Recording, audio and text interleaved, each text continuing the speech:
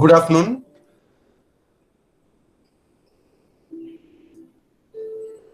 Good afternoon, sir. Can you hear? Yeah. Can you hear my sound? Good afternoon, sir. Yes, yes, sir. Yes, sir. Okay. Yes, sir. Yes. Welcome to all my colleagues, economics colleagues from all over India and from other countries to this economics education webinar. This webinar, for those who are joining for the first time, this is the initiative of a small WhatsApp group formed 1 year before, and then Ms. Ambika Kulati, we started with the webinar about 6 months before. We thought we'll have one webinar at least once in a month, and then this is the 5th webinar. As we could not conduct a webinar during last December due to my own prior engagements. So, and we hope that in order to compensate that particular December month, we are going to have one more webinar during this month before the end of January. And then the major purpose of this economics students and teachers group is that let us share the all our experiences of teaching, learning of economics, so that students find it economics as an important subject in their schooling, and our idea that so that they also pursue their studies at the higher education level. And since you're all coming from different parts of India and from other countries, we hope that you will also share your innovative experiences. The topics for the webinars are generally decided on the basis of the members' suggestions.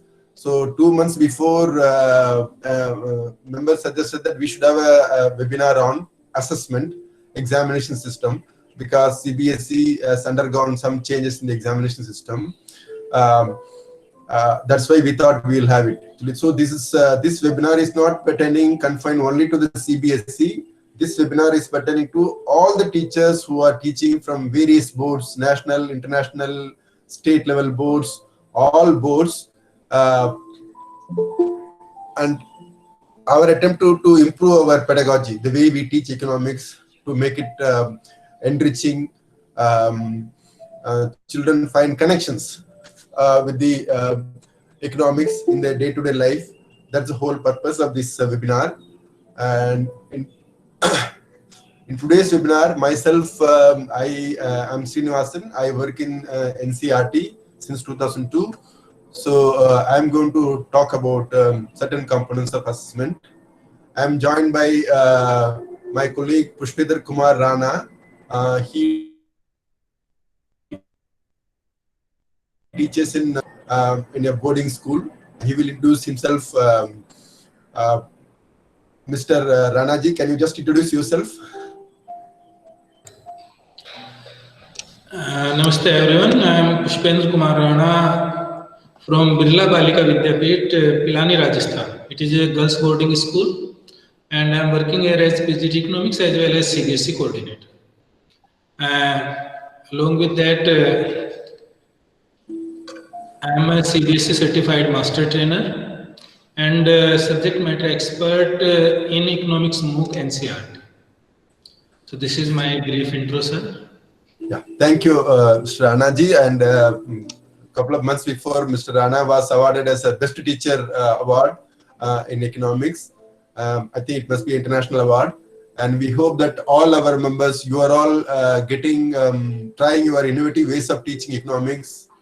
And then we should be able to improve this pedagogy. if you look at the way assessment is being done, and you also have expressed in your what are your expectations.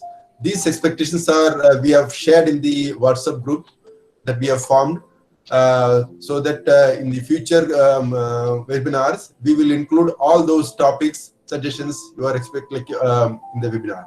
In this seminar, in this webinar and in the forthcoming webinar on assessment, we will try to fulfill your expectations. And let me start my today's presentation. I'll be talking about a general situation in assessment, in the area of assessment, and then it will be followed by Pushpendra Kumar Ranaji's presentation. That will take about 40 to 45 minutes, and then I will come back. I'll be taking up how the learning outcomes in economics is developed. I'm going to share some of the developments taking place in NCERT, how these are all integrated into the assessment at the CBSE level and in the state board level. If you look at the way assessment is being practiced in India, in the last 60 years, considerable change has happened actually. Before 1956, those who are in 40s and 50s, you may know that the kind of examination that we used to have, there used to be some kind of essay type examinations. We used to write examinations in a manner. If you are not able to remember, write essay type examinations, the possibilities of success was very limited. If you look at 50 years before, in higher secondary level, only about 40 to 50% of the students used to pass in the class 2 examinations. But today it is not the case. Almost 80 to 90% students pass in the higher secondary examinations. Same case with the secondary level examinations. If you look at National Education Policy 2020 has a lot of stress on the assessment area. It plans not only one examination the whole year, 2 examinations, 4 examinations, or on-demand examinations in the coming days. So lots of changes are expected at the examination level, assessment level, at the national level. We will have one thorough section on what a National Education Policy 2020 is expecting from us. And the first webinar of this group was started with the how 21st century skills can be embedded in the economics education. Ms. Ambiya Gulati took up this session. So if you look at the assessment system in India, it is based on the Bloom's taxonomy. Till 2016-17, we used to, like almost 14-15, we used to follow Bloom's taxonomy of knowledge, application, understanding, 3 typology question paper, question paper. If you permit me, I'll just show you the one small taxonomy with that we used to follow. We used to follow like, I'm just presenting.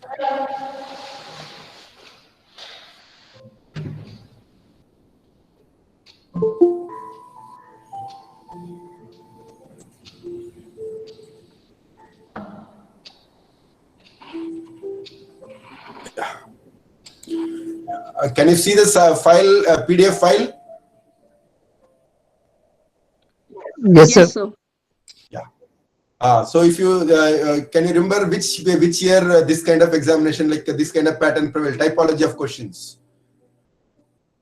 Somebody has to read out the column number 2. Applying solve problems to new situations by applying actual knowledge, facts, techniques, and rules in a different way. No. What is there in the screen? Can you see the PDF file? One PDF file in the screen? Yes, it is mentioning about typology of questions. Yes, 3 typology of questions: remembering, understanding, applying. Third one, analyzing, evaluating, creating. So this is the kind of question that is currently followed. If you look at the way, what was the situation in 2016-17, we used to have, can you see the another screen? Visible, sir. Visible. So if you look at that, we used to have a remember knowledge-based simple recall questions, remember, understanding, application. Then we also used to have a higher order thinking skills, and then evaluation questions. So broadly, the NCERT, CBSE, and all the state boards follow Bloom's revised taxonomy for developing economics question papers, particularly at the higher secondary level. That's one point we need to take into consideration. Till 2 years before, we did not have any. I'm just to stop sharing. So till 2 years before, we did not have a practical examinations. My colleagues who are working from the state board should explain to me whether many states are having board exam like 20 marks. Earlier, only IB, GCSE kind of boards used to have a 20 marks, 25 marks as part of the internal assessment. Today, CBSE also has introduced in the area of economics. So now you have a 80-mark questions at the end of the year, and then 20 marks for the internal assessment. Okay, so this is the major change that took place in the last 4 years. This year, the CBSE has introduced a new type of questions, and particularly multiple choice questions and assertion reasoning questions.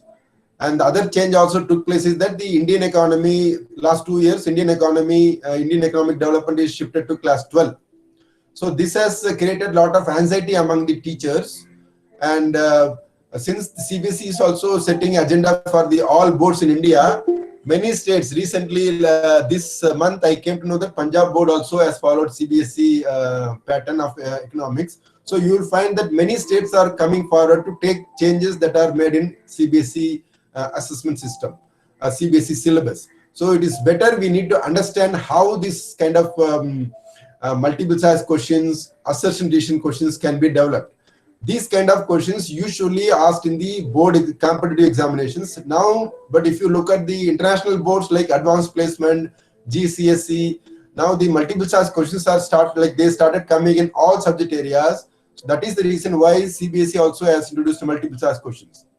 So this year you can find in many state boards are also having CBSE like multiple choice questions. So how to develop these multiple choice questions?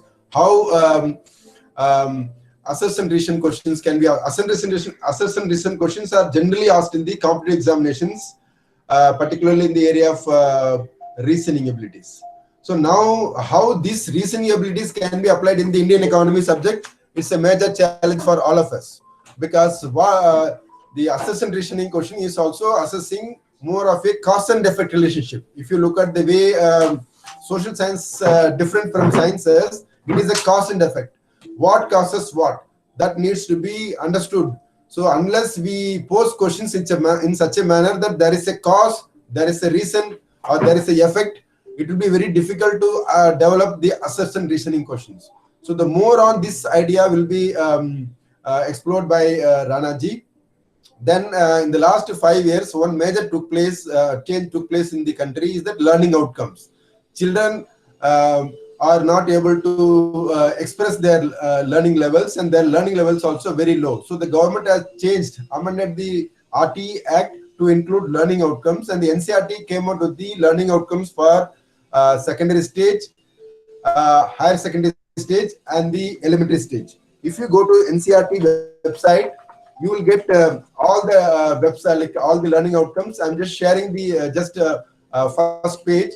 When you get time, please download this learning outcomes document, and I'm sure that it will have it will be useful for you developing question papers and also understanding developing classroom activities. Okay, so I'm going to talk about these learning outcomes. Can you see the, I'm just sharing this NCERT page. When you get time, please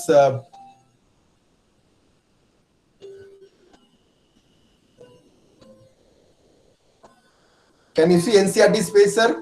NCERT's website? It is not visible. No, sir. Visible? No, sir. Visible. Now visible. Now it is NCERT. Yes, sir. Yes. Yeah, now it is Yes, sir. visible. Look at the left hand side. Yeah. So the under the on the right and left hand side, there is something called important document. Learning outcomes at this elementary stage, learning outcome at the secondary stage. There is a draft also is prepared here. Learning outcomes at the higher secondary stage. My humble request to all of you that please download this higher secondary stage. This is a very rough draft we have developed. You need to go through and then please send your comments to NCERT director or NCR. Like I can also share you my department website. So the email address. Please share your reflections on the learning outcomes for economics age, so that we will be able to fine tune it, because the future learning outcome, future curriculum, future syllabus is going to be based on the learning outcomes that are developed for the higher secondary age, particularly at the class 11 and 12 or 9, 10, 10 level also. So please go through these 3 learning outcomes. They will be useful, and we are going to work on this after say 40 minutes actually. Let me now invite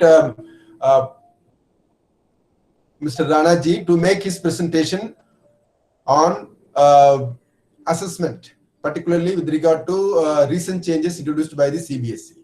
Rana ji. Thank you so much, Professor M.V. Srinivasan, sir.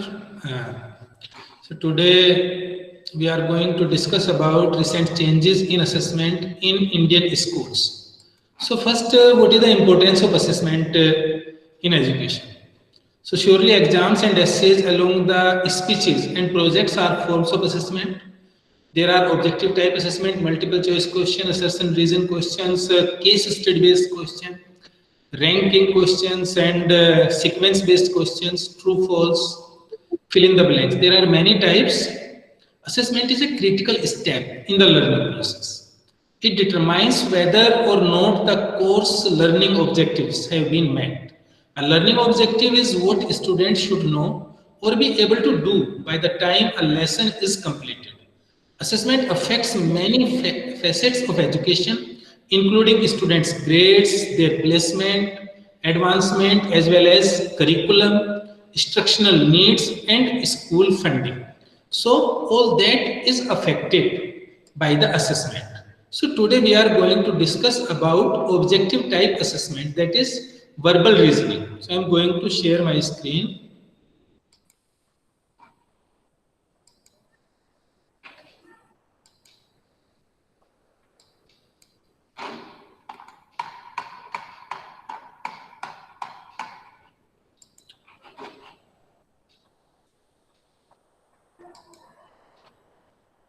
Sir, my screen is visible. Yeah. Other participants, Yes, please. sir. Yeah. Yes, sir. It's visible. So we are discussing about one form of assessment, that is verbal reasoning or objective type questions. So verbal reasoning is a very important tool for competitive exams and regular features in entrance exams. In verbal reasoning, the basic intelligence and aptitude of the candidate are tested. Intelligence has been defined as innate ability to solve problems. And what is innate ability? It is a present in person from birth. Verbal reasoning is a collection of problems which are required to be solved within the specific time limit. So in case of objective type questions, that is verbal reasoning, a specific time limit is fixed, and in that the students have to answer. Now, latest trends of OTQ objective type questions in Indian schools, that is multiple choice questions in many of the boards. Recently they have been used in CBSE 1 year ago. They have been used at the great scale. Assertion region question this year have been introduced in CBSE, and case study based questions. Other form have been already introduced. So today we will discuss about these 3 forms: multiple choice, assertion reason, and case study based questions. Now in CBSE economics, if we have seen the typology of questions in sample paper 2020-21, these are the typology of questions: remembering, understanding, applying, analyzing, and evaluating. As Professor Srinivasan has told that Bloom taxonomy our question paper, whether we are preparing our lesson plan or we are preparing our question paper, our assessment, we must follow Bloom taxonomy. In the same way, in the formation of objective type questions, so there are 20 objective type questions in CBSE sample paper this year. Out of these 20 questions, 5 are based on remembering, 5 based on understanding, 5 on applying, and 5 on analyzing and evaluating. So this was the format. Now remembering, the objective of this type of question is that the child should be able to exhibit memory of previously learned material by recalling specific facts, terms, concepts, and principles. These questions usually use the following terminology: define it, name it, identify it, or draw it. For example, what is the full form of NNPFC? So this is just remembering, to recall. List of components of aggregate demand and aggregate supply. So such type of questions are based on remembering. Please, when we are discussing, post your questions in chat section. Next is understanding. So understanding is the combination of reveal and listen. The objective of these type of question is that the child should be able to demonstrate understanding of a fact, idea or a concept, interpret, compare, and explain the information by giving description and stating main ideas. For example, identify. So identify like tax, identify non-tax revenue receipts.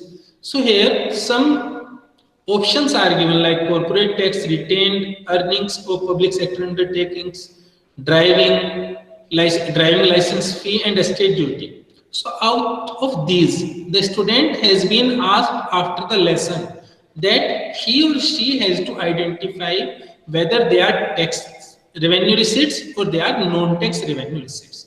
So these identification, it ensures that the learner is able to understand the concept.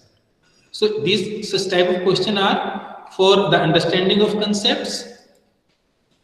Next is applying. So the objective of these type of questions is that the child should be able to apply abstract information in a concrete situation, use given content to interpret a situation, solve problems to new situation with help of acquired knowledge, facts, and techniques. This year case study has been introduced in CBSE sample paper.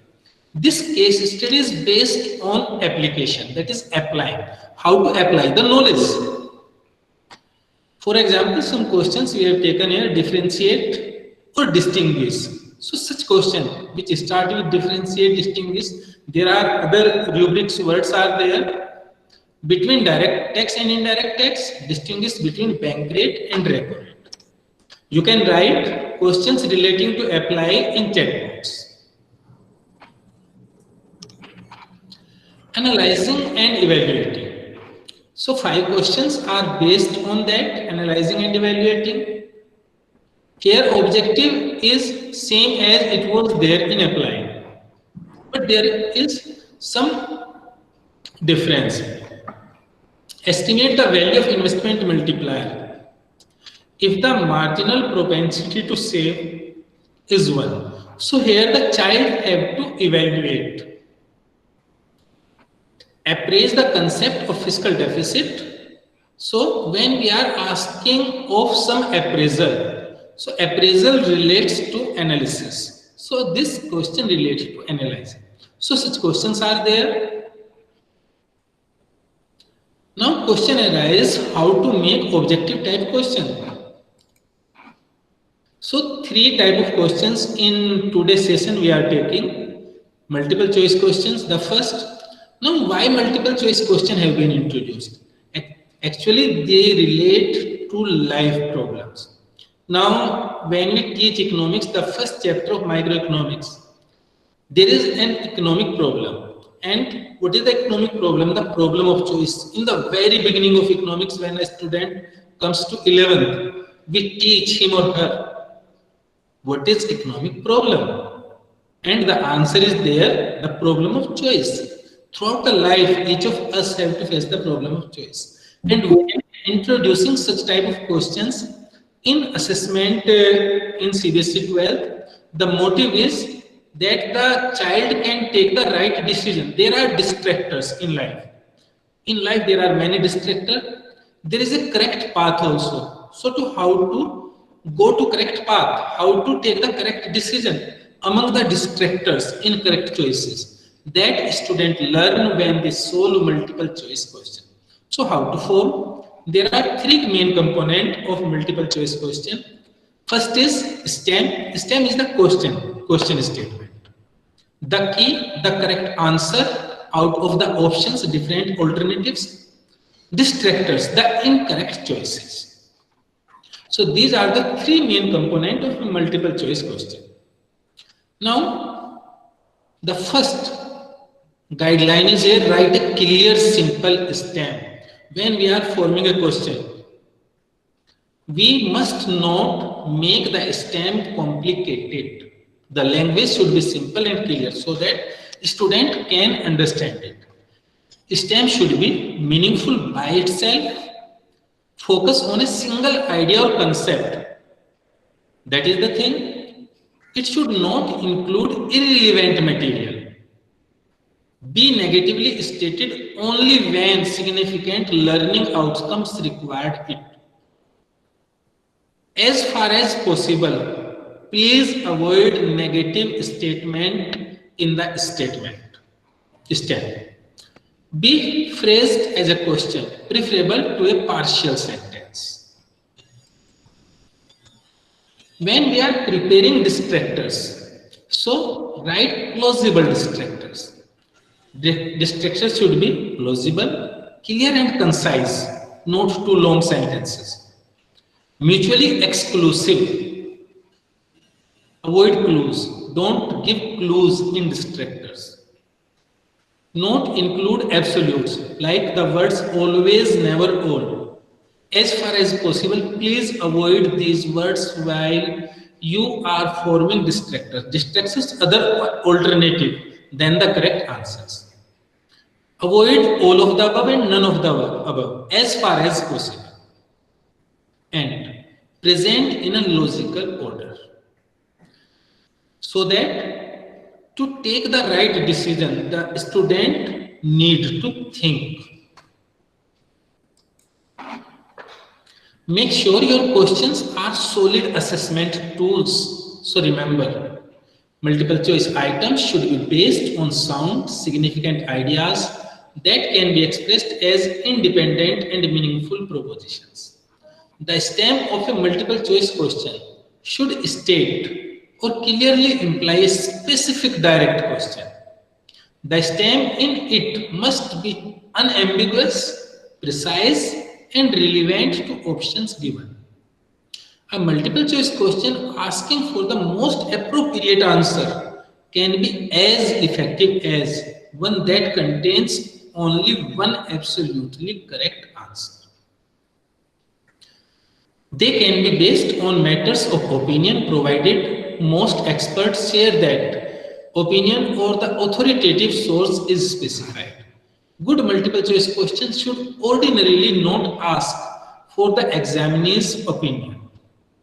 Items testing recall of subject matter are undesirable.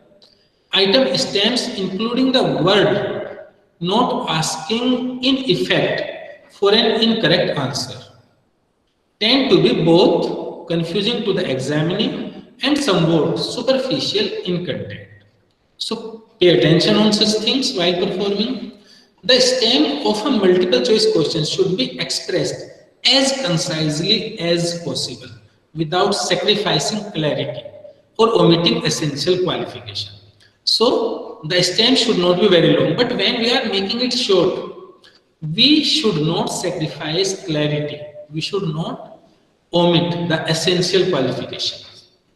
Brevity is desirable in MCQ, multiple choice responses, but it should not be achieved by reducing significant questions to less important or trivial ones. True statements that do not provide good answers to the STEM question often make good distractors. So while we are making good distractors, we should think over this point. Item writers can make some MCQs easier by making the STEM more general and the responses more diverse. They can make items more challenging by making the STEM more specific and the responses more similar to each other. All the responses to a multiple choice question should be structured in a similar manner in type of content, grammatical structure, and general appearance. The responses to a MCQ should be expressed in a simple language to clearly demonstrate the essential differences among them. The intended answer to a MCQ should be clear, concise, correct, and free of clues. Now, so these were all about MCQ. The further we will discuss about assertion design, but before that, please write some multiple choice question based on these guidelines. If you can, in chat section, you can please write.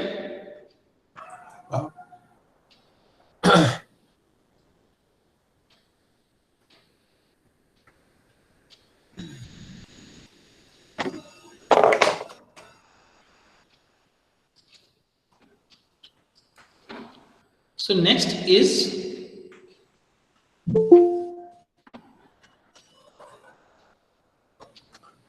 okay.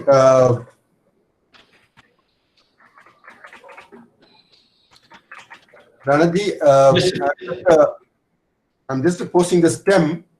Let the participants give 4 options. yes, sir. I'm posting.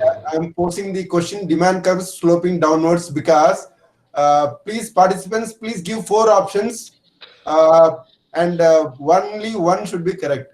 You can give other options. I'll give you the correct option and then you give me the wrong options. Or distractors. Can you give the distractors for this question? The question is demand curve sloping downwards because you have to give distractors for it. Only distractors I wanted. I don't want answer. Please try to give me please give me distractors. Okay, Charu Mittal has given one. Very good. Yeah, Charu Mittalji, there is a direct relationship between price and demand. Okay, that's a very good distractor. Another distractor. Give me another distractor.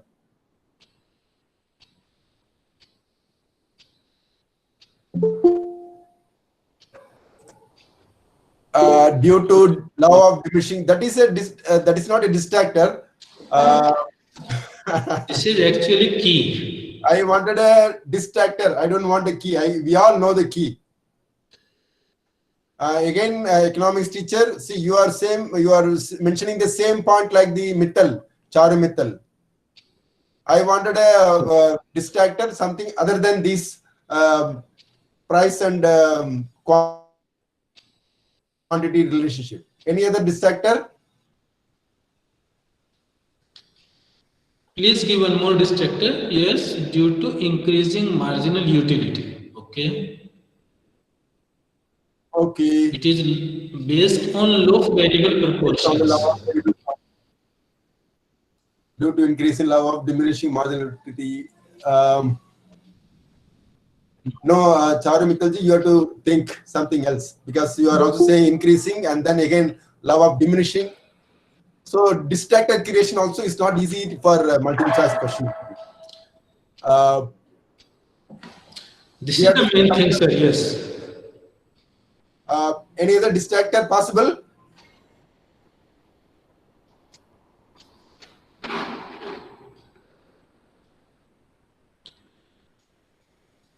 Okay, I'll give you one more.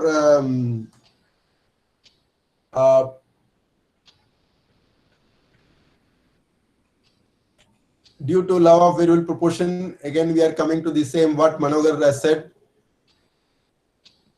Any other distractor? Rani Guliani ji, you have to think of any other distractor. Distractors is something very near to the correct answer. So start thinking about it actually. If you have seen the competitive exams, most of us have given. In competitive exams, when we see the alternate, these distractors, they are very near. It is not easy to identify which is the correct answer. So when we are preparing distractor here, Anand, that is a very good distractor. That's a very good due to change in price of other goods. Yes, that's also somewhat like you are distracting the child. So it's a really appropriate distractor. Income effect, substitution effect. That is also a kind of distractor. See something distractor. Let's see. We are just talking the first chapter in the microeconomics. So when we are talking about, you are talking about law of increasing cost. Yeah, that's also quite appropriate. Very good. See, and now please move on. Go on. See, the developing distractor is an important skill for developing a multiple choice question. It's not that simple. So we need to train ourselves. Otherwise, what will happen? Multiple MCQ development will be really challenging. Yeah. Please go ahead, sir. Okay, sir. I'm sharing. So next type we are discussing about the recently introduced in CBSE assertion reason questions, assertion and reason. So why these questions have been introduced? So that the reasoning of the students can be checked. A simple statement is given to them. Now this simple statement, there may be some reason for this statement, for some situation. So now if reason that is given, is that reason related to the situation? Is the reason not related to the situation? If reason relates to the situation, then if it correctly explaining the situation, if reason may be true, but sometimes reason may not clearly explain the situations. So about all these, the CBSE has introduced in competitive exams. For a long such type of questions have been asked. So to prepare students better for the competitive exam so that they will not face problems in future, such type of questions CBSE is introducing. Next year maybe ranking question will come or sequence based question will come. So year after year this objectivity will be increased. So simple statement. What is assertion? Assertion is a simple statement about anything it may be. Now what is reason? Reason is the explanation for the assertion. So these two statements, when such questions are formed, first we have to form an assertion. After forming the assertion, we have to form another statement. That statement is reason. Now, this reason is the explanation for the assertion. So, whenever we are forming the two statements, we have to focus whether we are putting the correct statement for the explanation of the assertion or we are just putting an statement. So, these two statements, they must relate, whether relate to each other, whether they are right or wrong. While in some group we have formed assumption reason question and I was checking the efficacy. So it has been found in many cases that the reason they were not relating to the assertion. So whenever we are forming such questions, these reasons, they must be relating to the assertion. These two statements must be relating. Statements may be right or wrong, but they must relate. So reason is the explanation for the assertion. Now in assertion reason question, some options are given to the students. They are like multiple choice question. or not like, we can say they are actually multiple choice questions. So in assertion reason questions, in CBSE sample paper, 4 options are given. But in many of the competitive exams, 5 options are also given. So the student, the learner has to study the 2 statements labeled as assertion and reason. He or she has to understand, identify, analyze these 2 statements of assertion and reason, and then he or she has to choose one of the option given in the answer. The first option which is made in this is common. Whenever you are forming the question, so these first 4, in CBSE the first 4 is only there, A, B, C and D. Both assertion and reason, A and R are true, and R is the correct explanation of assertion. So if both are true, both are relating to each other, and reason is correctly explaining the assertion. So whenever we are forming the question, we must see whether it is correctly explaining or it is just true. If it is just true only, then this is not the correct option. Second, both assertion and reason are true, but reason is not the correct explanation of A. Sometimes it may be that both the statements are true.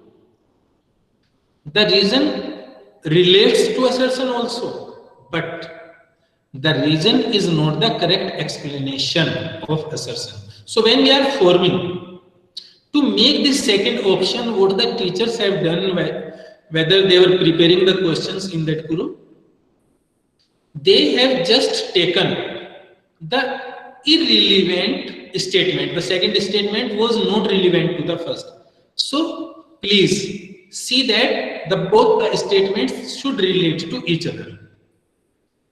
Both are true, but the reason is not the correct explanation of assertion. If assertion is true, but reason is false. So if reason is false, in that case, and assertion is true, that is the third. But here also both are relating. If assertion is false, but reason is true, means we have not to take irrelevant statements. If assertion is false, but reason is true. And last, which is not there in CBSE sample paper, but in competitive exam, this option is also there. Both the statements are false. Yes, it may be there. But here, when we are forming our questions, we should strictly form on the basis of CBSE sample paper. So according to CBSE sample paper, when we are forming the questions, we have to take these first 4 options.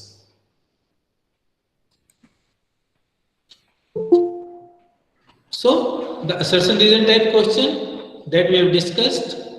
So you have to read and absorb you means here the students, the learner have to read and absorb the information in the assertion statement and the reason statement to understand the concept being discussed. So these questions are for understanding. Based on your understanding, you are required to make the correct choice. This is applying. So both are involving here, understanding plus applying. Correct choice from the options given in the questions, and options we have discussed earlier. So here, how to solve the assertion and reason based questions. I have taken an example here. Assertion statement is classification is the process of arranging data into sequence and groups. Reason is there, classified data can be easily used for further analysis and interpretation. 4 options earlier I had given. First was assertion and reason, both statements are true and reason is the correct explanation of assertion. Second option was both are true but reason is not the correct explanation of assertion. The third option was assertion is true but reason is false. And last was assertion is false and reason is true. Now in chat box, you have to write what is the correct option out of those four. With reason you have to write.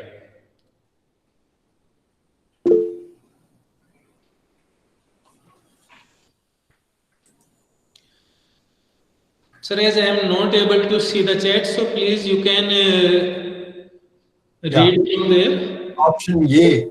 Option A. Option A. Option A is correct option. Option A is correct option. So let's see what is the solution here. So first we will check if the assertion is true or not. In this case, yes, the assertion is true. Classification is the process of arranging data into sequence and groups. Yes, it is true. Now we will check if reason is true or false. So in this case, the reason is also true, as classified data can be easily used for further analysis and interpretation. Now, so it is also true, they can be easily used, but raw data can't be, as raw data are arranged, unarranged, having diversities of characteristics. So thus option A is true, and here reason is the correct explanation of the assertion. So you are very right, sir. Here the option A is correct. So before discussing about case study based question. So, sir, Yes. one more, Ranadi. Yes, sir. Yes, sir. I'm just sharing one item. Yes, sir. Yes, sir. Okay, now you let the participants say what are the options, 4 options. Please give me 4 options here. Please write the 4 options we have discussed there. Just give 4 options, including the correct answer. Now I have posted the question here, assertion, and there is a reason also. Sir has posted the question. India consumes 25% of groundwater. That is assertion. And reason is groundwater level in some parts of Punjab has gone down to 400 feet. Before posting the answer, you have to post 4 options which were there. No, Charu Mittalji, you post the develop the distractors and the correct answer. For example, one option would be both A and R true, and so what is the sentence, Ranaji? Yes, sir. The first option is both A and R are true, and A is the correct A explanation is the of R. correct explanation of R. Sorry, R is the correct explanation of A. Yes, sir. Deepananji, correct. Yes, correct. This is the first one. What is the option B? Sagi Francis ma'am. What is that option? Option B you have written, ma'am. See, now we are, Option. you have to give the option. We have to develop the option. Sir, I think options will remain same in all the questions. Can I say, sir? See, the both and A are true, but R is And R is not the correct explanation of A. Yes, yes. This is the B. Sir, Option can I B. say the option? yeah, third option. Third option. Please same he write. रहेंगे शायद. No. See, you have to give me 4 choices. Okay, 4 choices. The 4 choices we have to write in the question. I am just again I'm repeating the question A again. is true, but R is false. Charumittal, yes, it is correct. I'm posing the question again. Please give me 2 more options. 2 options have already come. A is false. Assertion is true, but reason is false. Assertion is false, but reason is true. The last 2 options are these. Yes, yes, ma'am. It is correct. It is correct. So now you, Ranaji, you go back to the options available, 4 options that you made in your presentation. Yes, yes, sir. I'm going.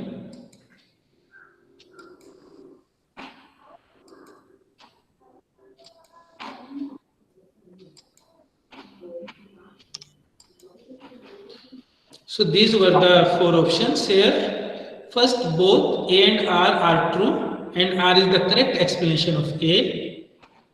Second, both A and R are true, but R is not the correct explanation of A. Third option is A is true, but R is false. And fourth option is if A is false, but R is true. According to CBSE sample paper, these 4 options are there. In competitive exam, we have 5 options also there. In some competitive exam, there are 4. In some, there are 5. So let us now just assume that there are 4 options. First 4 options. Can somebody suggest what is the correct answer for this question with regard to groundwater? Let us check, sir. India consumes 25% of ground. Yes. B will be the correct, sir. Others also? B, Chauri Mittal, B, economics teacher, B, Manogaran, B. Yeah. Thank you very much. Yes. Yeah. Thank you, Yes, sir. both are true, but B is not the correct explanation. Very right. So this is how we need to develop items, and you also have to make sure that there is a cause and effect relationship between the assertion and the reasoning. Without any cause and effect relationship, or there should be some connections. Without connections, we cannot develop the assertion and the reasoning actually. Reasoning, both the statements should have some connections, some linkages, some words in the question actually. Yeah. Please go ahead, sir. Okay. So now the third type of questions we are going to discuss here. This year, this type of question has been introduced in economics. In business studies, they have been introduced some years ago. But here in economics, we are having it first time case study and source-based question. These case study may be part of some newspaper report, they may be part of some books or magazines, some source may be there, some diagram, some pictures, some table. So you already know that as per new pattern, questions based on case study will be asked this year in exam. These type of questions are introduced to check students' ability to understand and apply his or her knowledge to given situation. Now, a case study is a description of an actual administrative situation involving a decision to be made or a problem to be solved. It can be a real situation that actually happened, just as described, or portions have been disguised for reasons of privacy. And here, when we are talking about economics, in economics, this may be part of some newspaper reports, magazine reports, some diagrams, some pictures.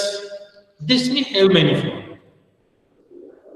The case study method as a learning tool. Why it has been introduced? Cases provide the student with more than rote memorization of facts. What has been happening by now in our education system? Students are focusing on rote memorization. They are memorizing, they are writing the answer. In exam, they are getting the marks, but just after the exam, if we ask them, I remember a student who has got 100 marks in 10th in social science, and just after few days when she joined 11th, she has not remembered, she didn't remember the answer of the question which was asked in the board exam. So for that, these cases, they provide the students more than this. They give the student background so that when placed in similar circumstances, he or she will know how to effectively evaluate the situation and arrive at a potential solution. Because throughout the life, when the student has to be in some position in business or on work, they have to solve many cases in life as well as on work. So case analysis helps students to acquire 2 skills. First, applying theories to real situation, and second, generating solutions to real problems. The case method is therefore a learning tool in which students and instructors participate in direct discussion of case studies, as opposed to the lecture method, where the instructor speaks and students listen and take notes. In the case method, students teach themselves with the instructor being an active guide. Here we are facilitator only, rather than just a talking head delivering content. The focus is on students learning through their joint cooperative effort. Now, how to approach a case study? So here case study that is not only for exam. So there are basically two situations you will have to prepare case studies for.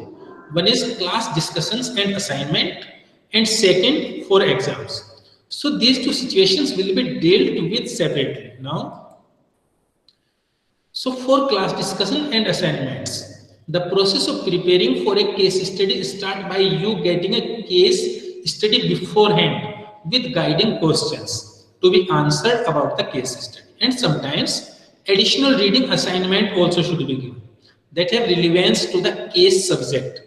Your work in completing the case can be divided into three components. In these three components, what you do to prepare before the class discussion. You have to go to class. In the class, you have to discuss the case study. So before the class discussion, what you have to prepare? That is the first. Second, what takes place in the class discussion for the case. You have gone in the class.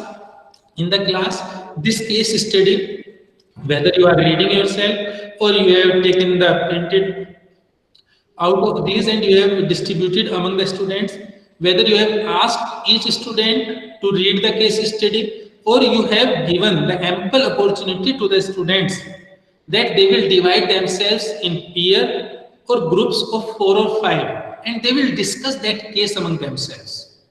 They will analyze the case.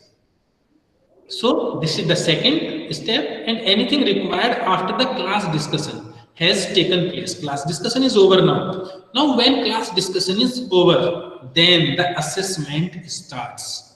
So for assessment, which type of questions you have prepared so that you can analyze whether the students are able to analyze the case or they are not able to analyze the case. So before the class discussion, read the reading assignments if there is any. Use the short cycle process to familiarize yourself with the case. Use the long cycle process to analyze the case. So there are two processes, one is short cycle, one is long cycle. Usually there will be group or peer discussion among students to discuss your ideas. So write up the case if required. So that has to be done before the class discussion. In the class, when you enter the class, someone will start the discussion. So this someone, this may be you better. This is not you. This is some of the student or these are the students, usually at the prompting of the instructor. Listen carefully and take notes. Pay close attention to assumptions. Insist that they are clearly stated. Take part in the discussion. Don't be a passive part of discussion here. As an instructor, you also must be an active participant in the discussion along with the learners.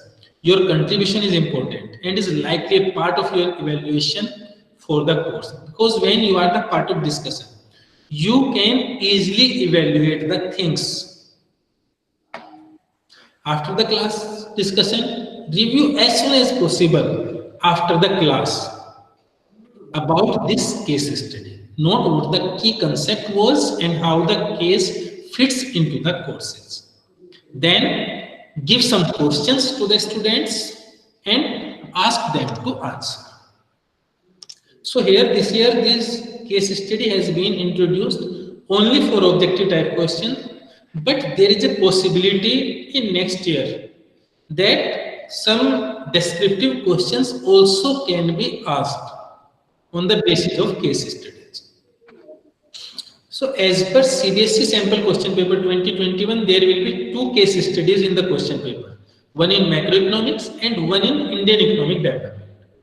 Each case study will have 4 questions, 1 mark each. So total case study will be asked for 8 marks out of 80, 10%. Now different type of question we can form basis on the case study. It may be multiple choice question, 1 mark question, fill in the blank question, true false question, match the correct question also, rearranging, sequence based or general statement based. Means all the questions which are asked in objective type question can be formed based on the case study or source. Source may be some news headline there, some news report. Source may be some table given in Indian economic development, like the data relating to consumption pattern of energy. They may be source. So here is the case study.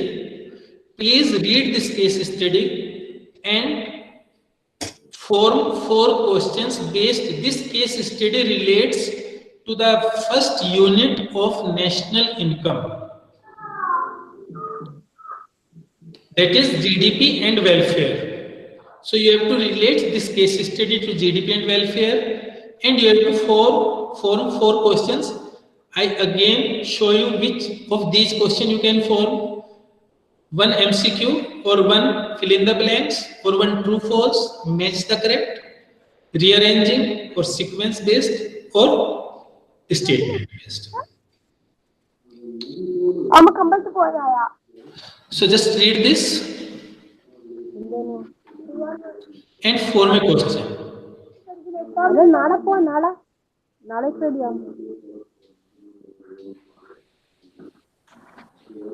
I can read it for everyone. On 21st June 2015, the first World Yoga Day was celebrated. In India, it was significantly observed in Delhi with more than 3,500 people, including dignitaries from 84 nations and the Prime Minister Narendra Modi. It was organized by the Ministry of Ayush. It widely publicized through campaigns on various media to spread awareness about the benefits of yoga among the masses. T-shirts with the Yoga Day logo, yoga mats, and other related items were distributed to the enthusiasts. Trained yoga experts were appointed to help beginners who participated in the event. This case study we can also relate with government budget.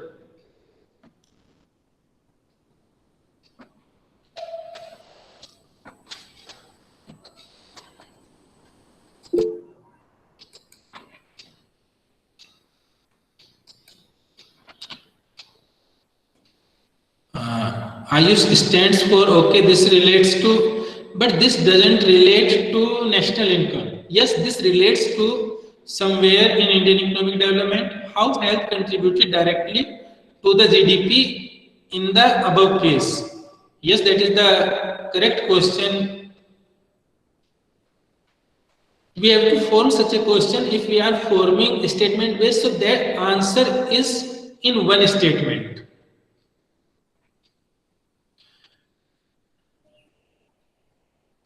Say true or false, Yoga Day is celebrated by Ministry of Ayush. Okay.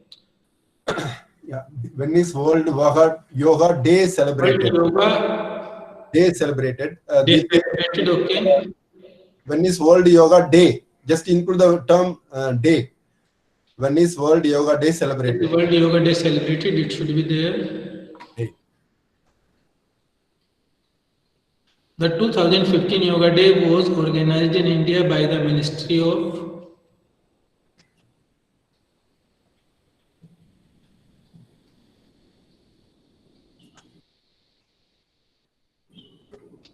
how many dignitaries participated? I had given just 2 hints. One hint I had given that we will relate it with GDP and welfare, and another hint I had given that we will relate it with government budget. So Rasmi Jain ma'am have relate it with government budget. Expenses incurred to publicize is a part of revenue expenditure or capital expenditure. Yes ma'am, very good question. Please make some links with the content. Content, what is the content? Some link has to be there in the content. Otherwise, we cannot ask any. We can ask any questions, but it should be there should be some link in the content. How this celebration can enhance medical tourism in India? Okay, that is. So, Surendra Palji, we cannot say this celebration, you say, how is World Yoga Day? How is the celebration of yoga? How is the celebration of World Yoga Day can encourage medical tourism in India? So you have to write a full-fledged sentence. Otherwise, this is a bit very good question. Right, Rani Guliani ma'am, we can ask question on people employed also. Okay. Again, Okay, now give one benefit to yoga. There should be some link with the text. Again, Manoharanji. In the next question, I have discussed about things which have been distributed on the yoga day, that is yoga mat, logo, and other Yes, ma'am. related materials. So expenses have been incurred by the government itself. So is it a part of again revenue expenditure or capital expenditure? This actually I have tried to frame this kind of question. Yes, ma'am. Ma'am, when we are framing the questions, we have to frame questions in such a way that they relate to our course, our syllabus. The case study we have to relate. So that Yes, you will you are explain right. some other point. Yes. This is The idea that if you look at the first 3 lines, please read the last 3 lines. Somebody can somebody read the last 3 lines? Sangeeta Prasad, yes, ma'am. How improvement in health is going to increase welfare? Yes. Can some participant read the last 3 lines of the presentation?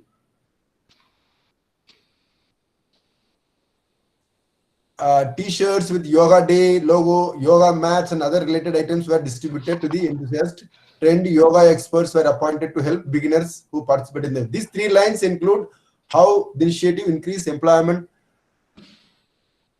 how it was celebrated, how popularization of yoga will increase improvement of health. That's a very good question. How did Yoga Day help in GDP of India? Very pertinent question from a critical viewpoint, but not to do with the case study. Actually, this is a good question, Nand Kishore ji. लेकिन वो case study के बारे में नहीं है. That's very difficult for the child to connect with the case study. How did the World Yoga Day help in GDP of India? Very indirectly you are. That also we have to form, sir. Here in that CBSE sample paper, so such questions are there which were indirectly related. Indirectly, yeah. Which also question is somehow is relating. Yes, sir.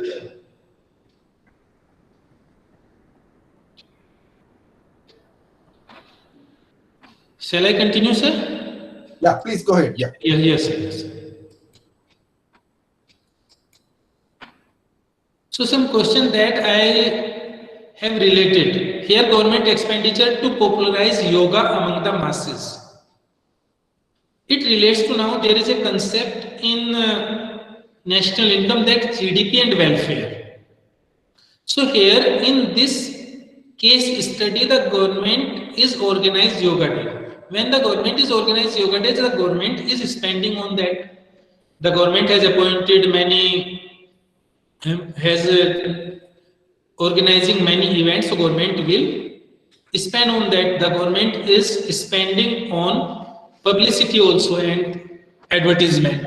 So now this government expenditure to popularize yoga among the masses, the question is there whether it will increase or it will decrease welfare. We have to form the questions in the same way the question were formed in sample paper. That is, we are forming the question for 1 mark. So when we are asking the question, the answer should be in 1 mark there for CBSE. In future, there will be the more marks. So here, definitely, yoga will increase the welfare. Why it will increase the welfare?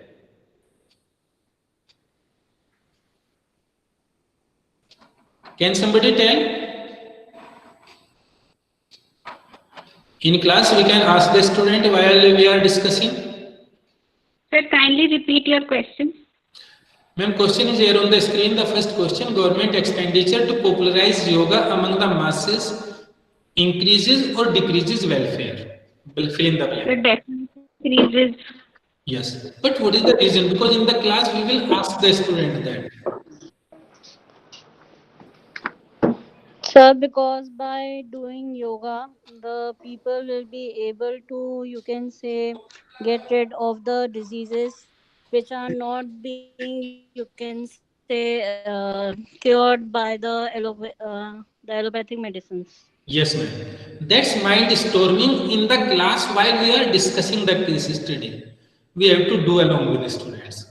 They have given the answer. Okay, answer is okay. But why this is? What is the reason? We have to discuss with them. So definitely here it will help to decrease the health cost. So that is there. The second question again, government incurs expenditure to popularize yoga among the masses has no effect on GDP. True or false? So very short questions True, here. sir. What ma'am? True, sir. True. Why? No, no, it is false. Sir, because it is a preventive measure without any extra expenses, we are improving the health. Okay, ma'am. Yeah. Sir, according to you, you were telling something. Nand Kishore जी बताइए. Somebody was telling false. Sir, I think it is false because indirectly we are giving something to GDP only in this way. You are very right, sir. Government expenditure. Government is incurring expenditure to popularize yoga among the masses has no effect on GDP. So government expenditure, when the government spend for the welfare of the people, it is known as government consumption expenditure. And government consumption expenditure is the part of GDP while we estimate GDP according to expenditure method. So definitely when the government is spending, it will affect the GDP. Okay, ma'am? Yes, sir. So that's what we have we need to discuss with the students. They have told true or false. But what is the reason? The term welfare refers to sense of pride in the nation, increase in the purchase of services, sense of well-being among the people, strict control by the government. So that is multiple choice question that also we can take in on the basis of case study. That is there also in CBSE sample paper. And another type of question, again giving some alternate. Trained yoga experts were appointed to help beginners who participated in the event. This is the part of this statement is the part of case study. So in GDP and welfare, we study there about externality. So this is positive externality or negative externality. The student has to identify. So in such a way, when we are taking a case study, we have to form the questions. So here everybody will be agree with me that this is a negative externality.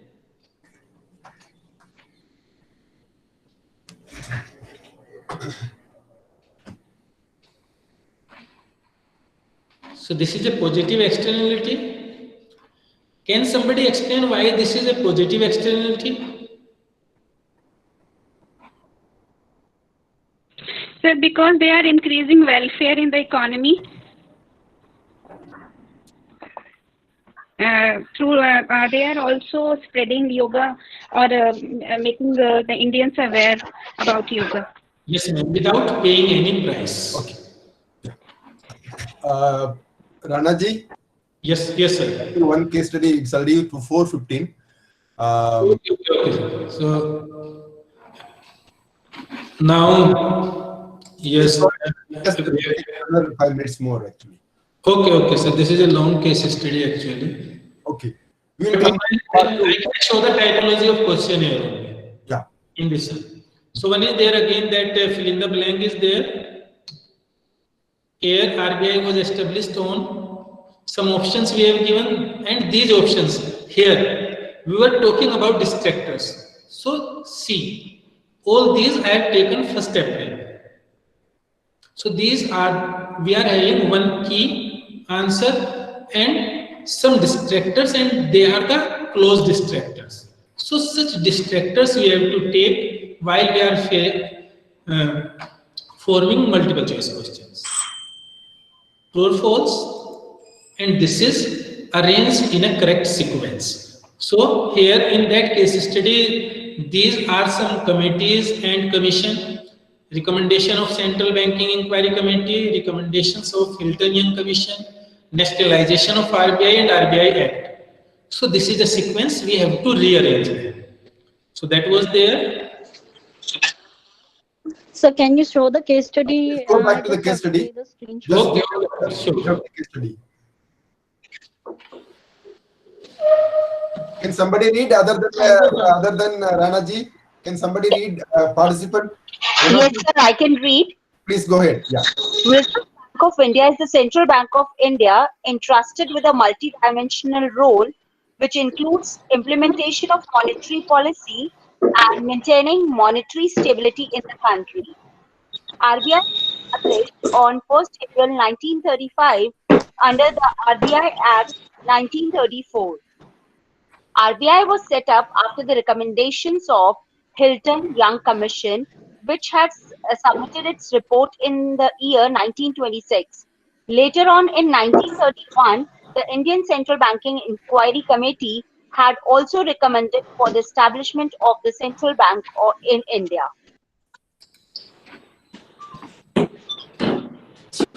Initially, our Reserve Bank of India was established as a private shareholder bank, but it was nationalized after independence in the year 1949 through the Reserve Bank Transfer of Public Ownership Act 1948. As per the preamble of Reserve Bank of India, the role and functions of RBI are described as to regulate the issue of bank notes and keeping of reserves with a view to securing monetary stability in India and generally to operate the currency and credit system of the country to its advantage. To have a modern monetary policy framework to meet the challenge of an increasingly complex economy, to maintain price stability while keeping in mind the objective of growth. Thank you so much, ma'am. RBI is the Central Bank of India entrusted with a dash role, unidimensional, multidimensional. So definitely this is multidimensional. Yes. RBI was established on 1st April 1933, 34, 35, 36. So there was answer directly in the case study. The student can answer. Let's go through the case study. RBI was established under the Reserve Bank of India Act 1935. Again, it can be identified whether it is true or false in the case study. Arranged in the correct sequence, recommendations of the Central Banking Inquiry Committee, recommendations of Hilton Young Commission, nationalization of RBI, RBI Act. So for this question, the learner has to once go through the case study and the learner can easily rearrange that. So these are the ways. So when we are forming question on case study, please form objective type questions. Please avoid statement based question. Thank you so much, Professor Srinivasan and all the attendees. Thank you, sir. Thank you, sir. Thank you so much, sir. So now the rest of the part will be continued by Professor M.V. Srinivasan sir, and he is going to discuss about learning outcomes at secondary level. Sir, please. Thank you, Ranaji, for coming forward and making an excellent presentation on the conceptual ideas on three type of questions: multiple choice question, assertion reasoning question, and the case study questions. I'm sure that it seems that many participants are interested in reading more case study based questions, attempting to develop questions. We will come back again in the next part also. Before that, let me finish this. Let me complete the some developments in the area of learning outcomes in NCERT. Let me just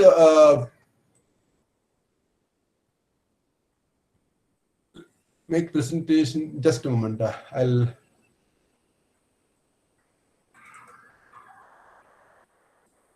Sir,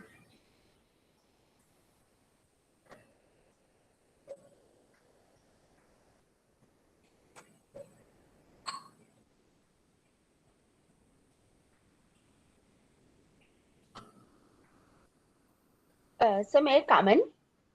Yes, please go ahead. Sir, please can you share these case studies with us so that we can also share with students?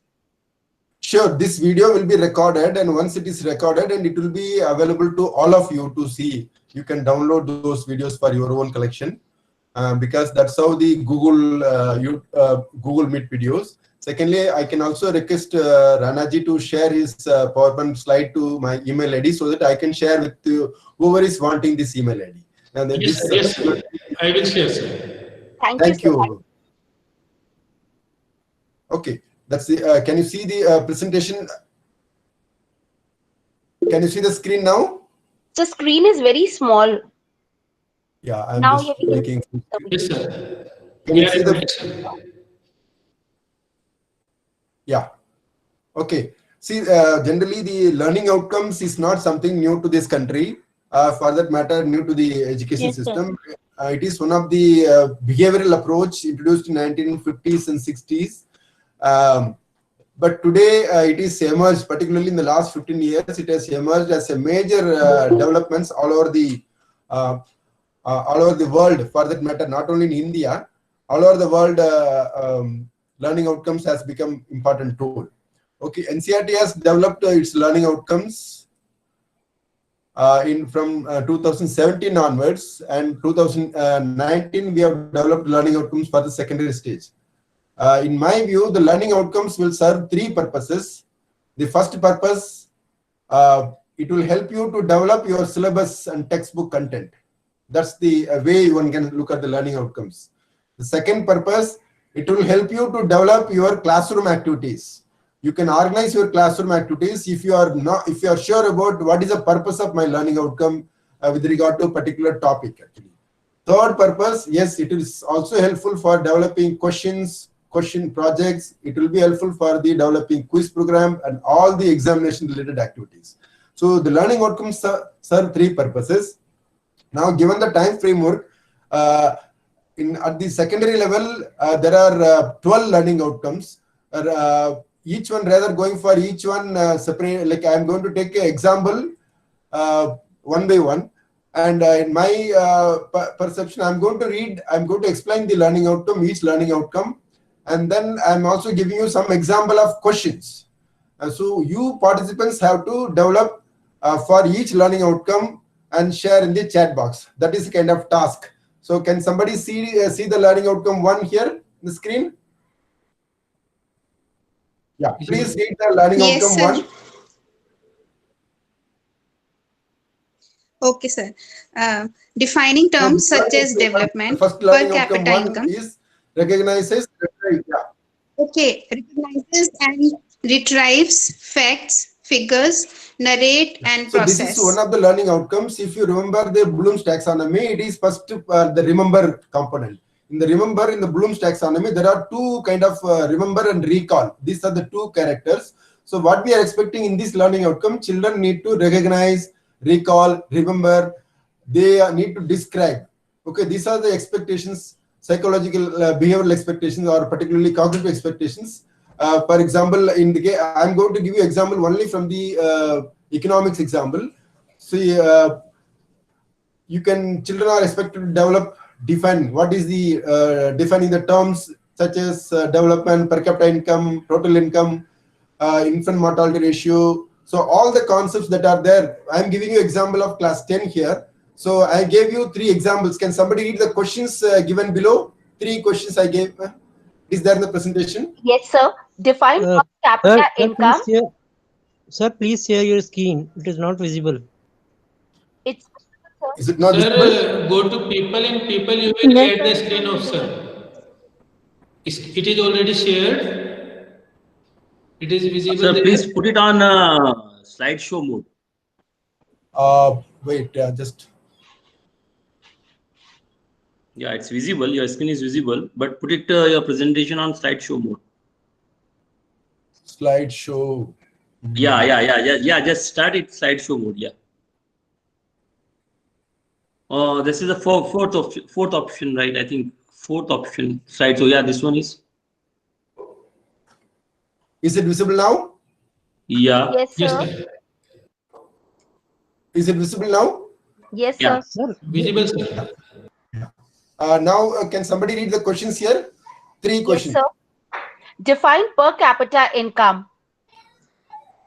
What is India's per capita income? Describe the role of public distribution system in ensuring food security. So in all the 3 questions, we are expecting the children to remember and recall. They don't have to think anything, but they have to look at their textbooks and they have to recall these details actually. Okay, the definitions need to be recalled. In case of other ideas, they have to describe the way they have observed. Okay, that is the lowest level of cognitive process that is expected from the learning outcome. So now you just in the group, the chat box, can you share some items on this learning outcome? Please open your chat box. Those who are having computer, please share. Yeah, it's a direct question. So can somebody share the items similar to the first learning outcome 1? What is poverty line? Very good question. Next, I wanted at least 3-4 examples because there are about up to 45 people in the session. Please share some items here. In the next half an hour, we are going to share more and more items. I mean questions actually with regard to different learning outcomes. So I need more questions. Define GDP. Yeah, that's a very good question. How is per capita calculated? How is per capita calculated? Yeah, this requires.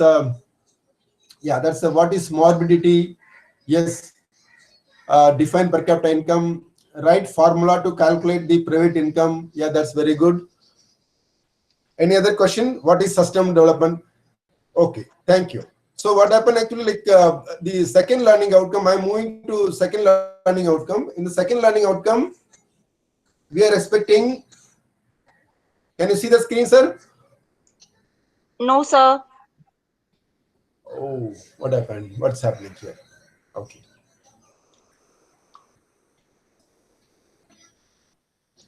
Yeah. Sir, now it is visible. Yeah, no, sir. No, sir. Not this one. Go down, sir. Sir, go down. Close to taskbar. Close to taskbar. Wait. Yeah. Right hand side, you can see 3 icons. Yes. Yeah, this one. Okay. That's great. Let me thank you. Yes. The second learning outcome, this is one of the learning outcome which we are nurturing from the day children enter the classroom as part of the kindergarten. Children need to classify things. In the lower classes, we ask them to classify things which are visible, for example, in terms of colors, in terms of objects, shapes, in terms of weight, and so on. And the higher level, children need to classify using the abstract ideas. So can somebody read the question here? Yeah. Anyone? Compare the details of GDP per capita of some countries given in the following diagram. Question 2 is classify the country on the basis of GDP per capita given in the following diagram. So at this level, at the higher level, I am giving the data here. So I am asking the children to classify them.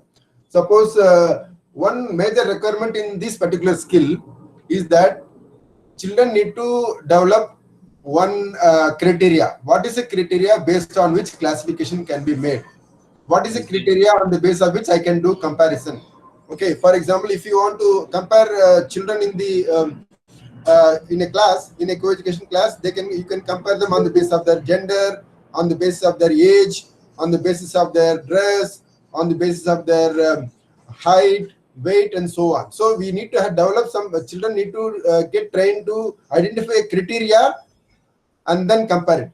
Okay, so I am giving here, this is the second learning outcome where children are expected to compare and classify. So can somebody develop some simple question and share in the chat box?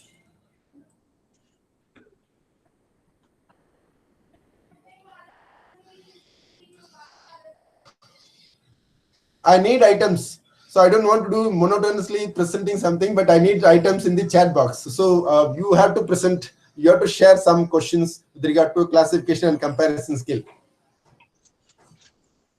Please come forward, share a chat, like in the chat box, one question for comparison classification purposes.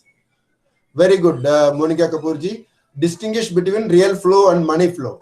Yes, that's a good question in for the like macroeconomics. Compare the growth of GDP and employment on the basis of the data given. Compare the growth of GDP and employment on the basis of the data given. Yeah, that's a very good question. Classify the following into stock and flow. Yeah, Usha Bijuji, that's a good question. Any other question?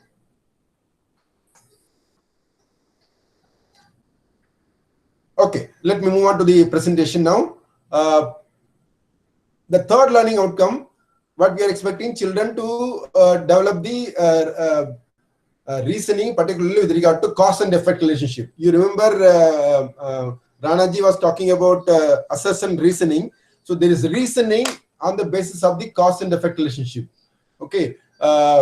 There are many, for example, in history and all, like you will, for even in the green revolution, in economics also, many issues are being discussed on the basis of the cause and effect relationship. So children need to develop understanding about what has happened and why it has happened.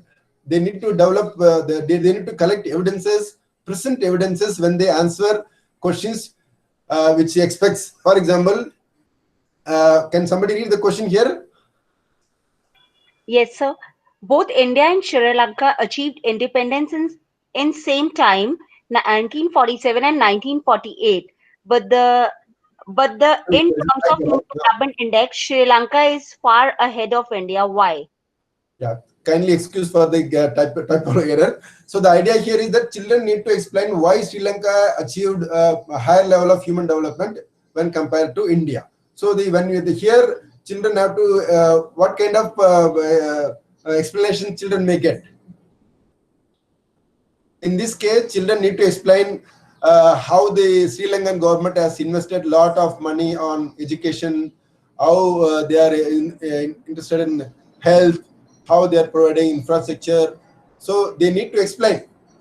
The same way, they also have to see what is the situation in India in the case of education, health, and other indicators actually. Okay, so this requires some kind of thinking, some kind of reasoning abilities. Okay, so can somebody develop a similar item on this cause and effect relationship? Please share and use the chat box. Come out with whenever I'm going to ask the learning, taking the learning outcome, I'm going to ask items development during the next 10-20 minutes or like 30 minutes. More investment in education, health. Economics teacher, yeah, that's a cause. Why is MC curve a U shape? That's a very good question. That's a very good question for yes, I can understand now. Analyze the poverty trends. See, the analyze poverty trends is more of an analytical skill, but here the cause and effect relationship, Ekta Bhattiaji, you need to come out with the cause and effect. The question needs to have this cause and effect relationship. For example, I can share, discuss whether, one more question, discuss whether or not consumers would benefit from a firm changing from being a public limited company to public corporation, state-owned enterprises. Okay, that's a very good very good question, but it's beyond the +2 level children, higher secondary level children. But for an undergraduate student, why nationalization should take place? Okay, that's a very good question. Explain how consumption curve is derived from savings curve. Okay, that's a good question. Oh, it's from IB board. Oh, that's possible. They must be having, yeah, there is a separate section on the public-private company. Yeah, that's good. Any other question? Explain the causes of land degradation in India. Very good, Ushaji. The government has started many PAPs. Still 22% of population lives below poverty line. Why? That's a good question. Yes. Discuss the need for MSP in Indian agriculture. Okay, why MSP should be provided to Indian farmers? Yeah, that's a very good, very timely question now. Okay, so let me move on to the my presentation. if you go to the next learning outcome, analysis and evaluates information. Here, what we are expecting, that children need to be need to develop argumentative skills. Particularly, they have to make evaluation on the basis of the evidence placed before them or given to them or available with them. They need to argue and make a judgment. Can somebody read the question, sir, madam?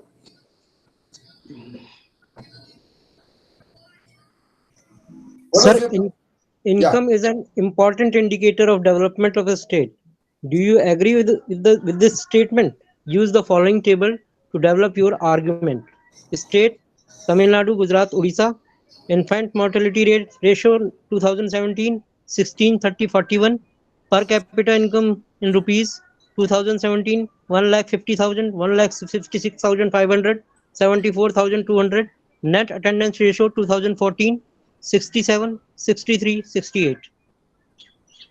Yeah. So in this question, we are giving evidences, 3 evidences with regard to income and other development indicators, and we are asking the child to evaluate this data and then come to a judgment whether income is an important indicator of development. Okay, can somebody develop similar questions? Start thinking about, just use your keyboard and develop some items. Please share in the chat box. Discuss whether or not a rise in the rate of interest will reduce economic growth. Yes, that's a very good question. Why is per capita income is lowest in Odisha? Yeah. Yes.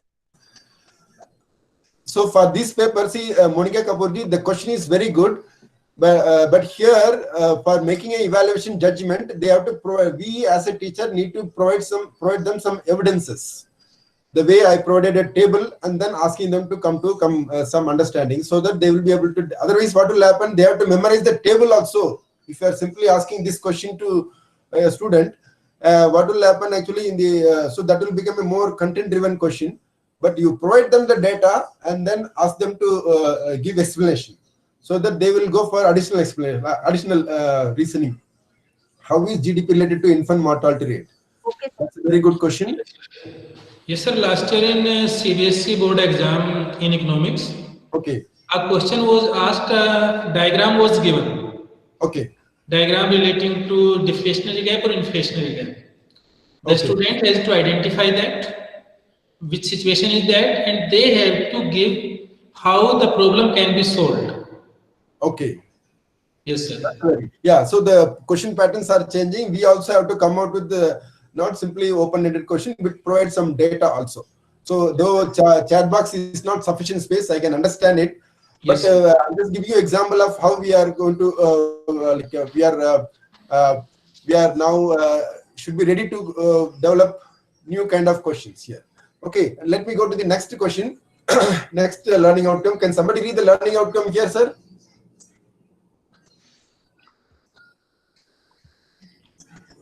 Hello, madam. Somebody read. We have not inherited the world from our forefathers. We have borrowed it from our children. Explain. Or Mahatma Gandhi said, "Earth provides enough to satisfy every man's need, but not every man's greed. What are we doing to the forest of world is but a mirror reflection of what we are doing to ourselves and to one another. Examine these statements in the context of development." Yeah, thank you, sir. So this learning outcome 5, children are expected to interpret texts of this nature, visuals, photographs, cartoons, or the tables. They have to interpret the table and then other materials actually. So, can somebody say what topic this question is pertaining to? Sustainable development. Sustainable development. Yeah. Thank you. So this it may be related to sustainable development. It may be related to geography also. It may be related to it has a lot of scope for open-ended. Suppose and also this statement, the second statement Gandhi said. So that means like it's about we are also talking about historically. Okay. So what we are expecting here, the children need to explain what is sustainable development, how sustainable development can be maintained. They have to give examples of some practices that can be followed to to maintain the sustainable development or to maintain the natural the reserves that we have actually. So this is the second, the fifth learning outcome. Can somebody give example? I'm also giving in the, for example, this is the picture that you can find in the class 10 book. So, so we are expecting here, children need to see the visuals, they have to write, they have to explain. Okay, this is what we are expecting. Can somebody develop some item, one or two examples with regard to learning outcome 5?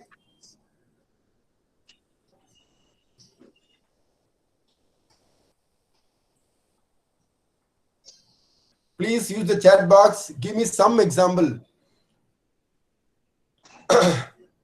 This OTBA, see, we have gone away. There is no OTBA now. We are gone back to 2009 era. So, afforestation. That's good, Francis. Sagi, yeah. How will the construction of dams can affect or affecting the lives of the people living in that region? That's a very good question. Yeah. This is the question. Interpretation ke liye, you need to also, as an economic student, we also have to have some quotations in our kitty, our kid, like our toolkits. Please keep some important quotations from some popular people, popular statement with regard to different topics, so that these quotations can be given to children so they can respond. Quotation. Secondly, you also have to keep some of the cartoons, economics cartoons. Okay, if you go to Google, thanks to we are living in a different era now, so you can look at some economic cartoons. We can also ask, because already started, the CBSE started asking questions in the area of cartoons. Okay, in other boards also it was there. So we also start thinking about how to choose, how to select some quotations, cartoons, some tables, and sometimes we also have to. Oh, very good, Charu Mittalji. So we need to see about.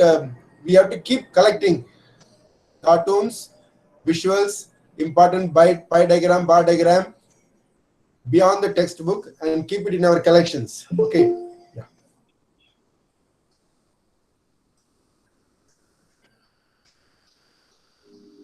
So let me move on to the next learning outcome.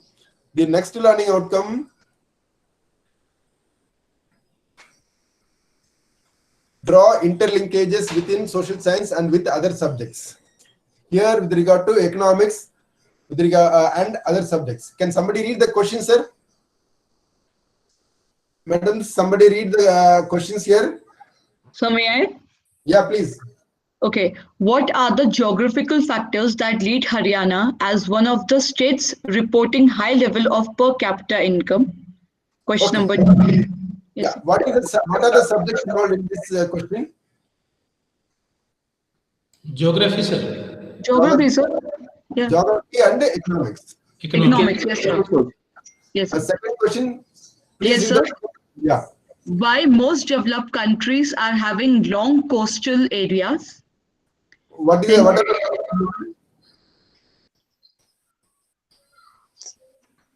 are the subjects are used to develop this so question? We can use economics and social science. Science can also be used, sir.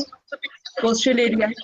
Yes. Yeah. So the science and geography and economics. Interdisciplinary question, sir. It's interdisciplinary question. Third question. Yeah. Sir, it relates to politics also. Yeah. Yes. Yeah. I understand. Yes, the third question. Okay. Political stability is one of the important requirements of development. Explain. Okay. So what are the subjects here? So political science, political science, economics. And economics. So, sir, human and society is, the entire branch of knowledge. You can cover up in these questions. I think so. So basically, individuals and societies.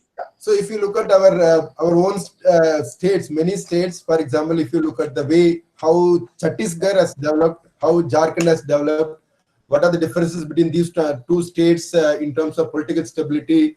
If you look at comparing India and China in terms of political stability, okay. So the development is very, for example, so children can connect the political science topics with regard to election. I think, sir, this L6 is related to our NEP 2020 one part. That one question must be from that local area. I think so. Yeah. Am I right? Yes, yes, you are correct. So the fourth question, sir. Somebody read the fourth question. Yes, sir. A green revolution lead to the high level of water salination in India. Examine this statement. There is a grammatical error. It is sanitation, I suppose. Water sanitation. It recurs to with regard to what are the subjects here in this question involved. So it can be economics, it can be science, geography. Yes. Okay. So agriculture science is there. So this learning outcome, we are expecting teachers and the curriculum to have the interdisciplinary questions actually. So that's the purpose of this learning outcome. Okay. If you look at the, can somebody make one or two learning outcomes on this? Yeah, Rani Gulyani ji, construction of dams increases GDP but decreases welfare of people. That's a very good question, but it is more to do with the welfare, GDP, economics content ज़्यादा है. Can you just integrate this with the political science or geography or history? Can somebody develop an interdisciplinary question? One or two. I just want one or two so that I made my I can be confident. One interdisciplinary question. Yes, sir. Social inequality and economic inequality we can connect here. That just share the item. Just think for a minute and share the item. Share the question actually.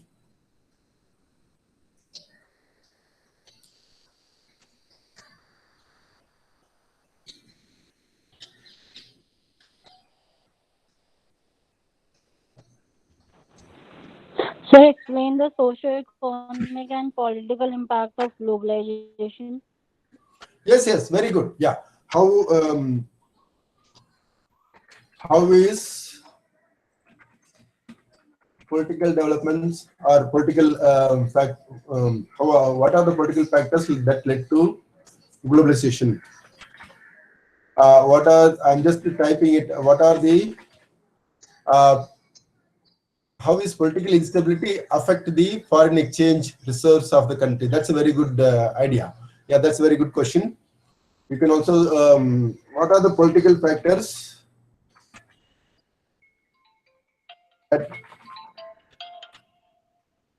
what is the role of political stability in the economic development of the country? Yeah, that's a very good item. Yeah. Okay, so this is what the learning outcome 6 I am referring to. Who was our Prime Minister when India opted for national education policy or national economic policy? National education. See, NEP, you need to clarify. Are you talking about NEP 91 it should be. The national economic reform, basically. New economic policy. You write it these days, the new economic policy or new education policy, confusion ho jata hai. Isliye better you write like abbreviate the expanded version. So develop the item accordingly. Okay, let me move on to the 7th learning outcome.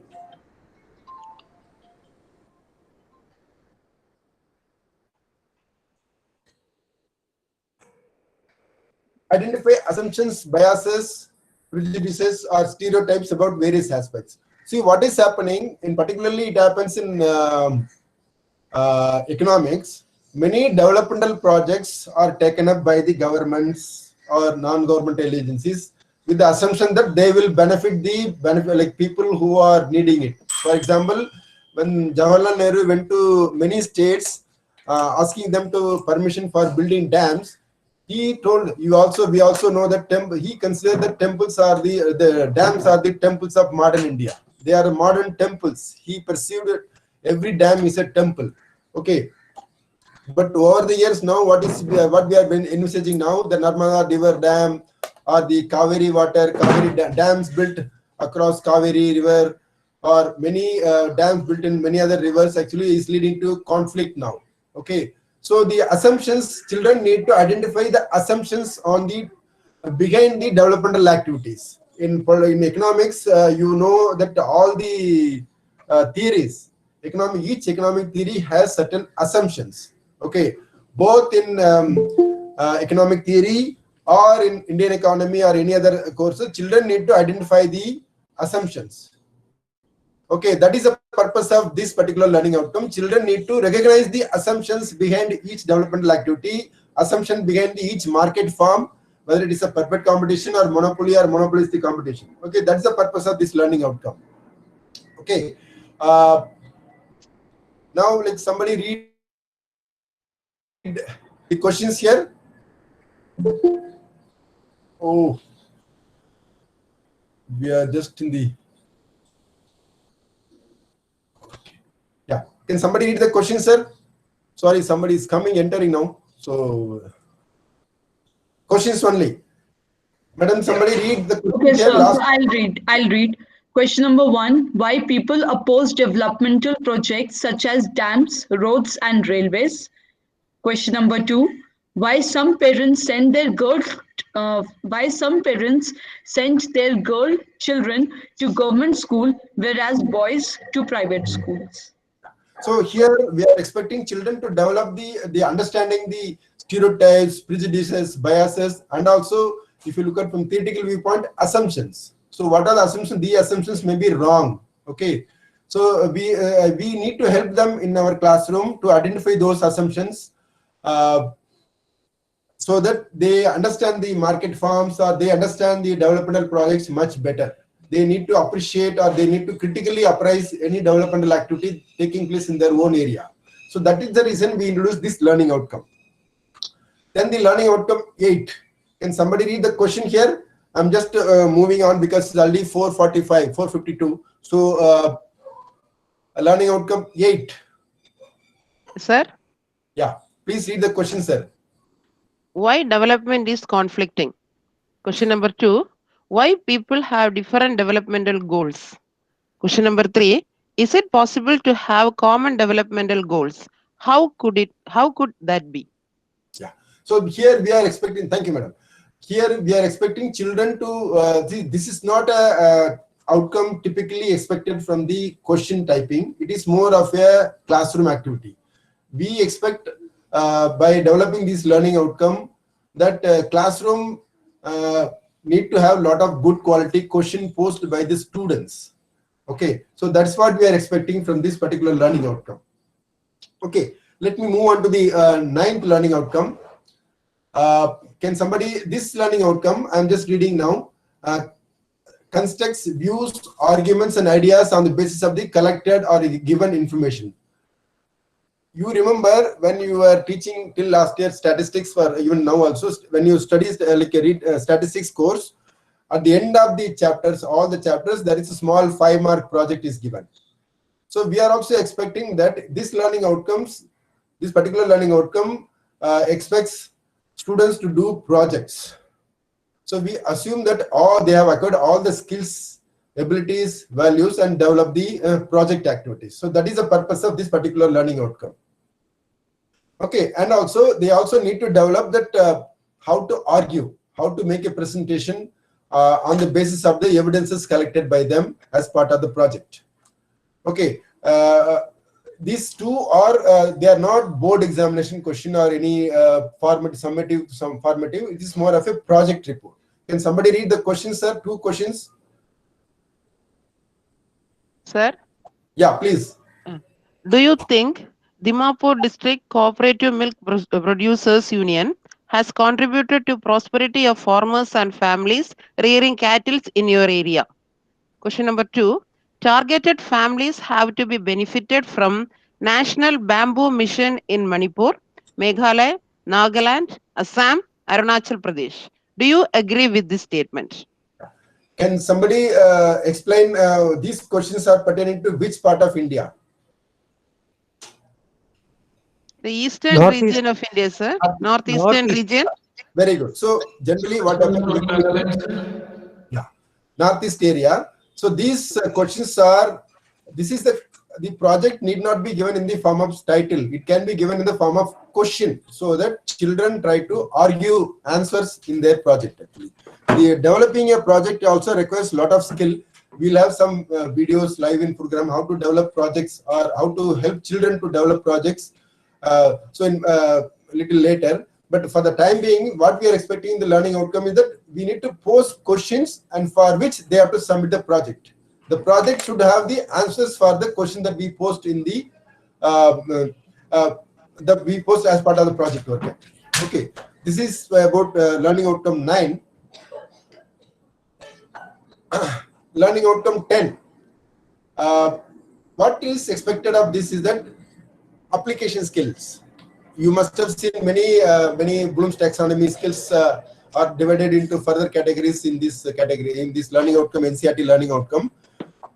The 10th learning outcome, we are expecting children to apply the concepts that they have learned in the real life situation or alternative place, alternative location. Secondly, they also have to have imagination abilities. Can somebody read these questions? Yes, sir. Yeah. What would happen if all the non-renewable resources get exhausted? What would happen to learning level of students studying in government schools if COVID-19 continues for 2 years? What would happen if there is no investment in agriculture for the next 2 decades? What would happen if all the MNCs set up their factories in India moves to some other countries? So what are the things required? What are the skills required here? Can you just share your ideas, thoughts in the chat box?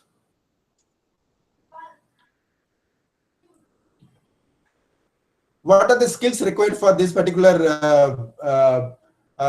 learning outcome?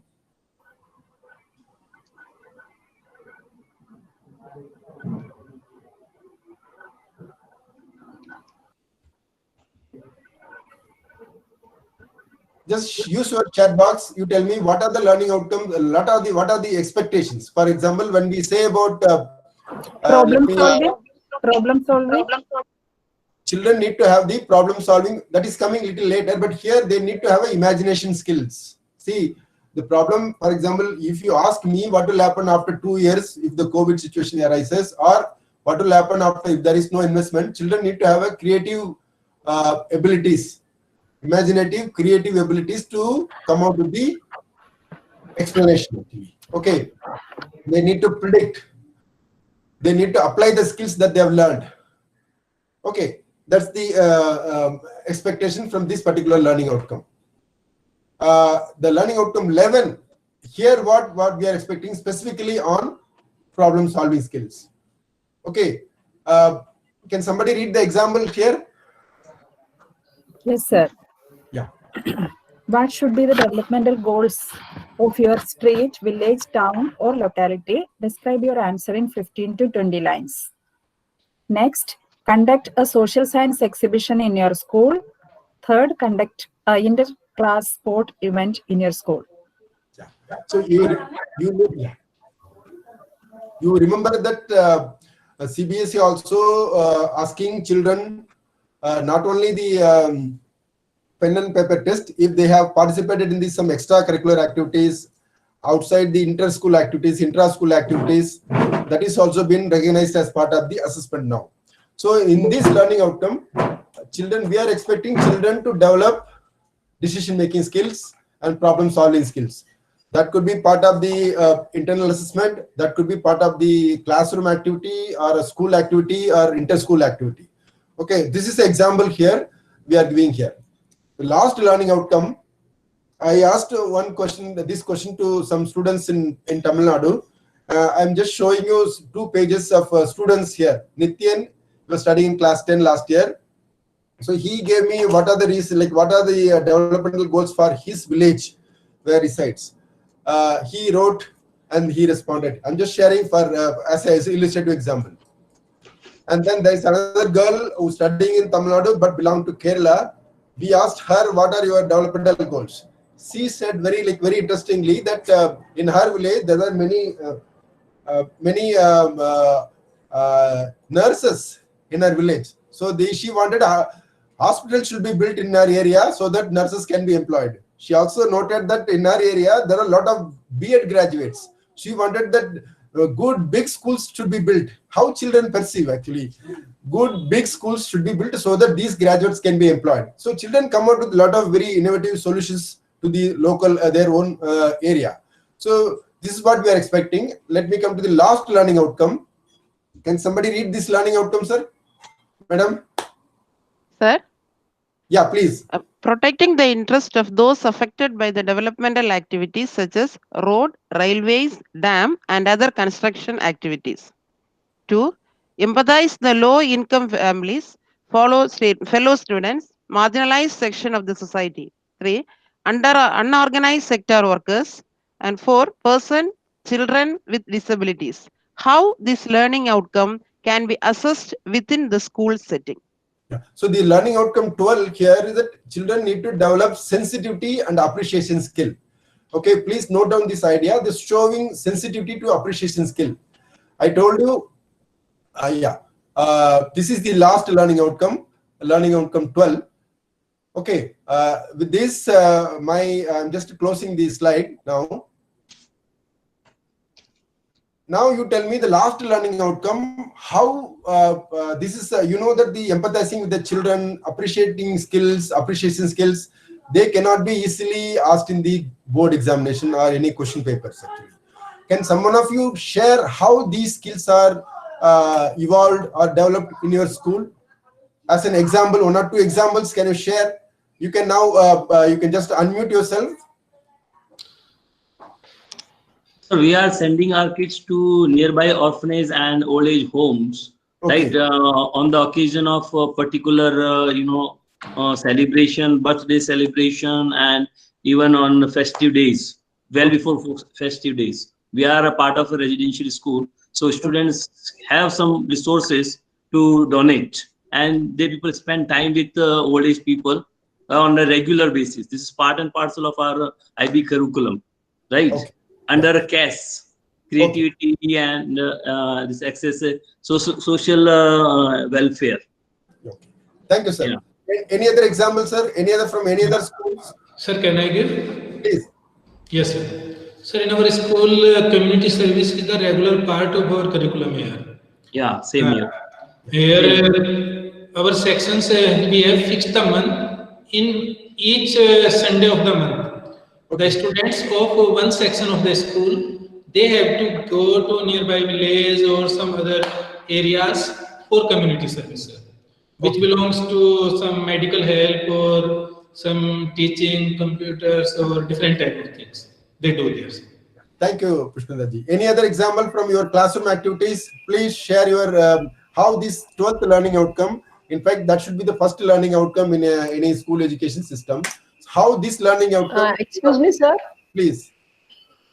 Yes, in our school we have a sanitary napkin machine, and the students go and manufacture sanitary napkins, and after that they are being distributed in a village, which is where people live below poverty line. Oh, and they are distributed free of cost. Oh, thank you very much, madam. That's a very good example of developing sensitivity to the rural children, particularly girl children. Yeah. Any other example? Wonderful initiative, ma'am. Sir? Yeah, yes. We have set up one within the section-wise charitable fund. Yeah. Right. We are collecting fund on a monthly basis from the students, and the same fund utilized in distribution of basic stationery to the orphanage students and poor strata, poor section of the society. In fact. Yeah. Thank you, madam. Somebody else wanted to say something. Sir, in our school, we used to make the children to clean the school campus. That is once in a month. It is as a part of Swachh Bharat. We used to make them clean the surrounding, and the students will be enthusiastically. They will be participating in that. They will be They are very eager to do that, sir. Okay. Oh, thank you. Thank you very much. Yeah.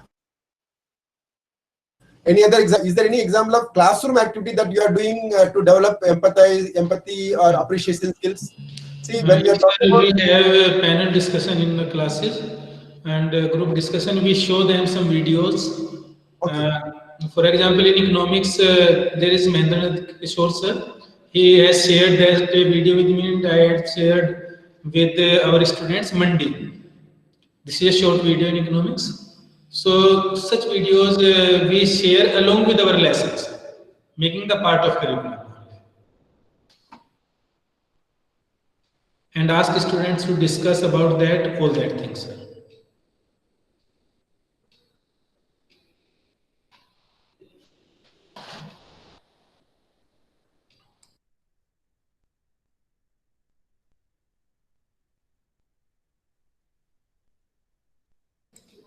Your video is paused, sir.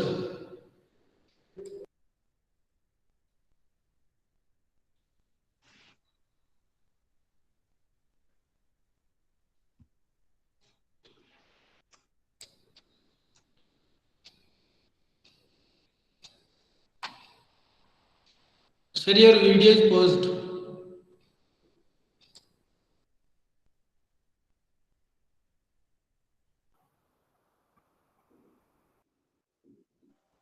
He will join again. Sir is joining.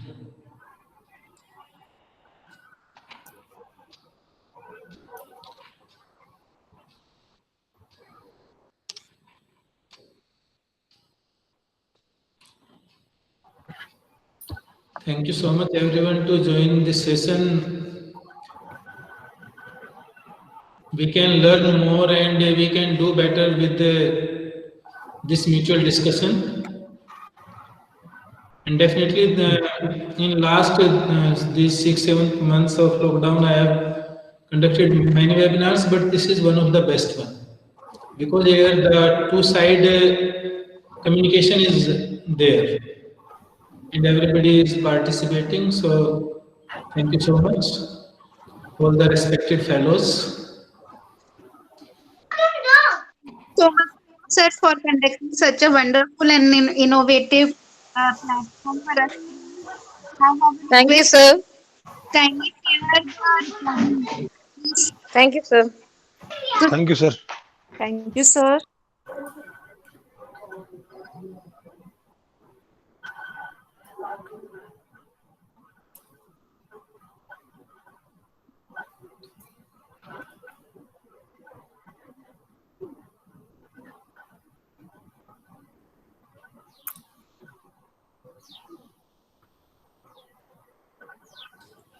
Nandkishore sir, you have posted 12th LOC. What is that?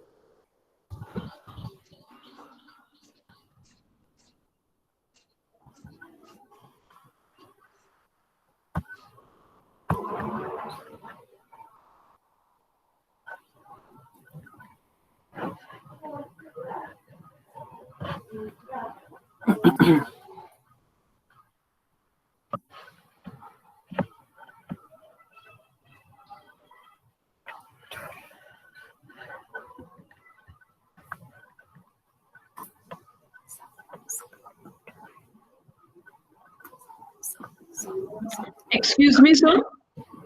Pushpendu, sir. Pushpendu, sir, are you there? Ranna, sir.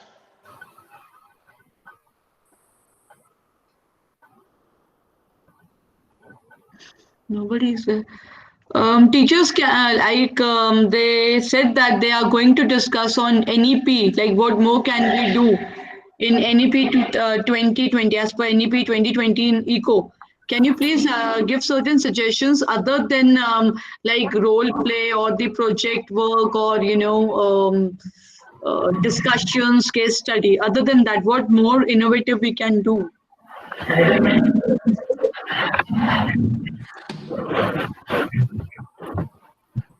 Chairman, can you please repeat? Yes, sir. So as per when we started with this discussion, it was told that discussion on NEP 2020 will also happen here. Like what more can be done in eco, as per we can say experiential learning. So like I'm already following the project work, debate, discussions, role play. All these things are already happening in our school. So I want to know like what more can be done. Art integration is also there, ma'am. Pardon, sir? Art integration. Yes, sir. That Art is also the integration. part of NEP. But Yes, there sir. are different form of art integration. When we talk about art integration, we are just thinking that making pictures and all. But it is more than that in art integration relating to music, dance, drama, and that art craft also, ma'am. So my students have It's a prepared. very wide area of art integration there, ma'am. Yes, sir. So in addition to that, can you give some more ideas? Like I really require this help. Because I have a presentation there, so if teachers can also contribute that, so you can also contribute that. Like it will be a great help. I will definitely send you, ma'am. Okay. Thank you, sir. Yes, ma'am. Sir? Sir? Yes, ma'am. Sir, can you please share this PowerPoint, sir? Yes, ma'am, I will share. Okay, sir. Okay, sir. It is Thank nothing That like we can that, some send patent email. right there. If it is Okay. possible, please send it Okay, to sir. mail only, please. Okay, sir. Okay, sure. Okay. Okay, sir. Rana sir, it was very enriching regarding assessment. Whatever True. you have explained, it was very fantastic. Thank you very much. Thank you so much. नहीं बहुत अच्छा था। Digitalisation वाला तो बहुत जरूरी था sir, जो नया Yes, sir. आया था अभी बच्चों को एक्सप्लेन करने के लिए। Actually, sir, in case study based, I am the part of one group, and many of my fellow teachers, some may be here also. We are making these assertion reason and case study based question. But what I have seen that in many case studies, the questions they are not relating to the sample paper. Means we are making statement based questions. And in the sample paper, the questions are of objective types. So that we have to focus more in case studies. But I think, sir, the CBSE now, in fact, following IB curriculum more or less. This is my Yes, observation. sir. You are very right, sir. Yeah. Because CBSE has to compete with IB. Yeah. The creamy layer has gone to IB, and CBSE, those the creamy layer schools, they are facing the problem.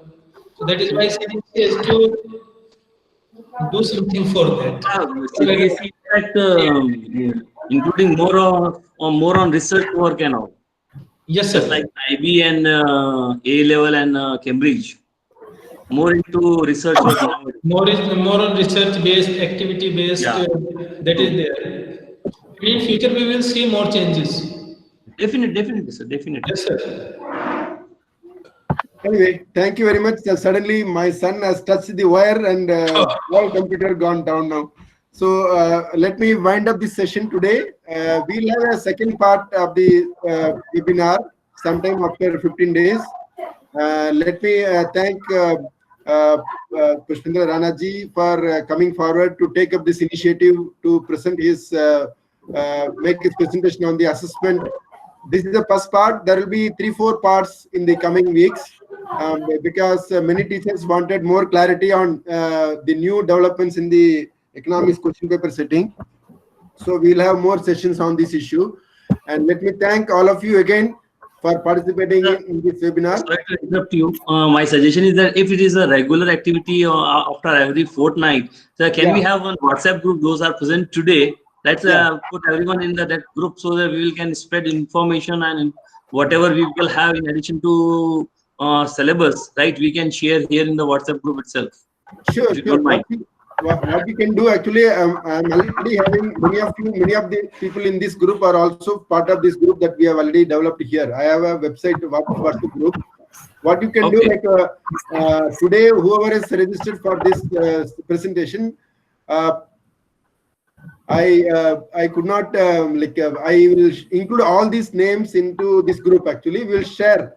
Okay, and what you can do, I'll just give me 3-4 days time. I'll put all these numbers into WhatsApp group, and if there are any missing, please send an email so that we can include in the. I'm just sharing my phone number here. Right, 99560952497.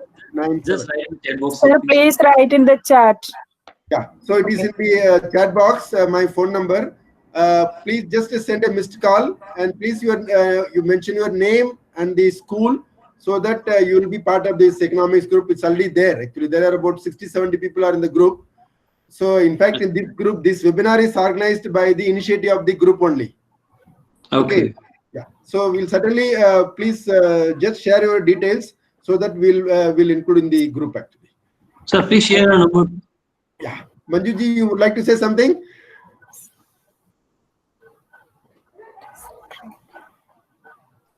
Sir, I want to say something. Ma'am, you just unmute yourself first. Please unmute yourself and say something. Ma'am, unmute yourself. Okay.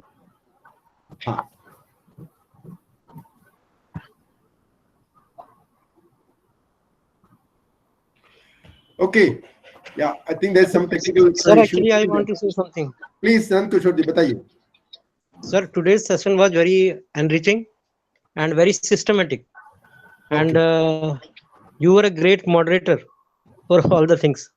Thank you. During the presentation also, see how you engage the whole, chunk here with the, activities, and the presentation by Rana sir was also very good. Thank you, Kishorji. Yeah, we'll try to learn each other and improve our presentation skills and engage in schooling. Yeah. Sir? Yes, madam. We expect more sessions like this in coming days also, sir. Thank you, madam. We'll try at least 1 or 2 sessions a month. We are trying actually. Yes, sir. Yes, sir. Yes, Yeah. sir. Yes. Thank Okay, you. sir. Okay, sir. Any other colleagues want to say something? Thank you so much, sir, for providing me this platform along with you. Yeah. Thank you. It's really very excellent here among with all the respected teachers of different schools of India and abroad. Thank you so much, everyone. Yeah. And when we are there in the group, be active in participation of development of resources. Okay. Yeah. That can help all of us. Yeah. Thank you. Yes, sure. Yeah. Yes, madam. Would you like to say something? Hello. Hello. Yeah. Anything else? So with this, we are coming to the end of this today's webinar. And again,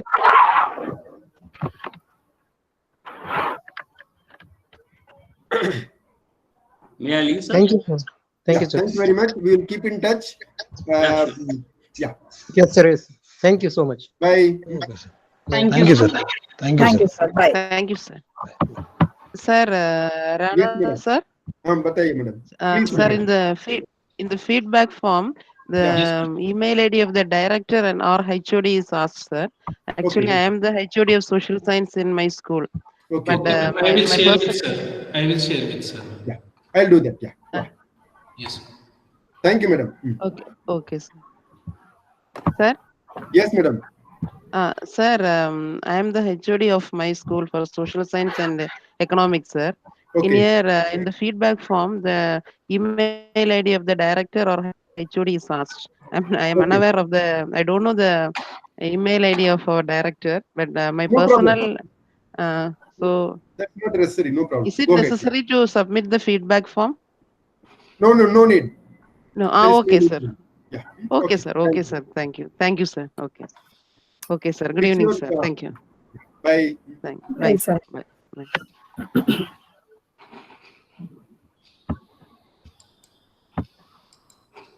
Okay. So thank you very much, Rana ji. We'll keep in touch actually. Okay. Yes, sir. Always.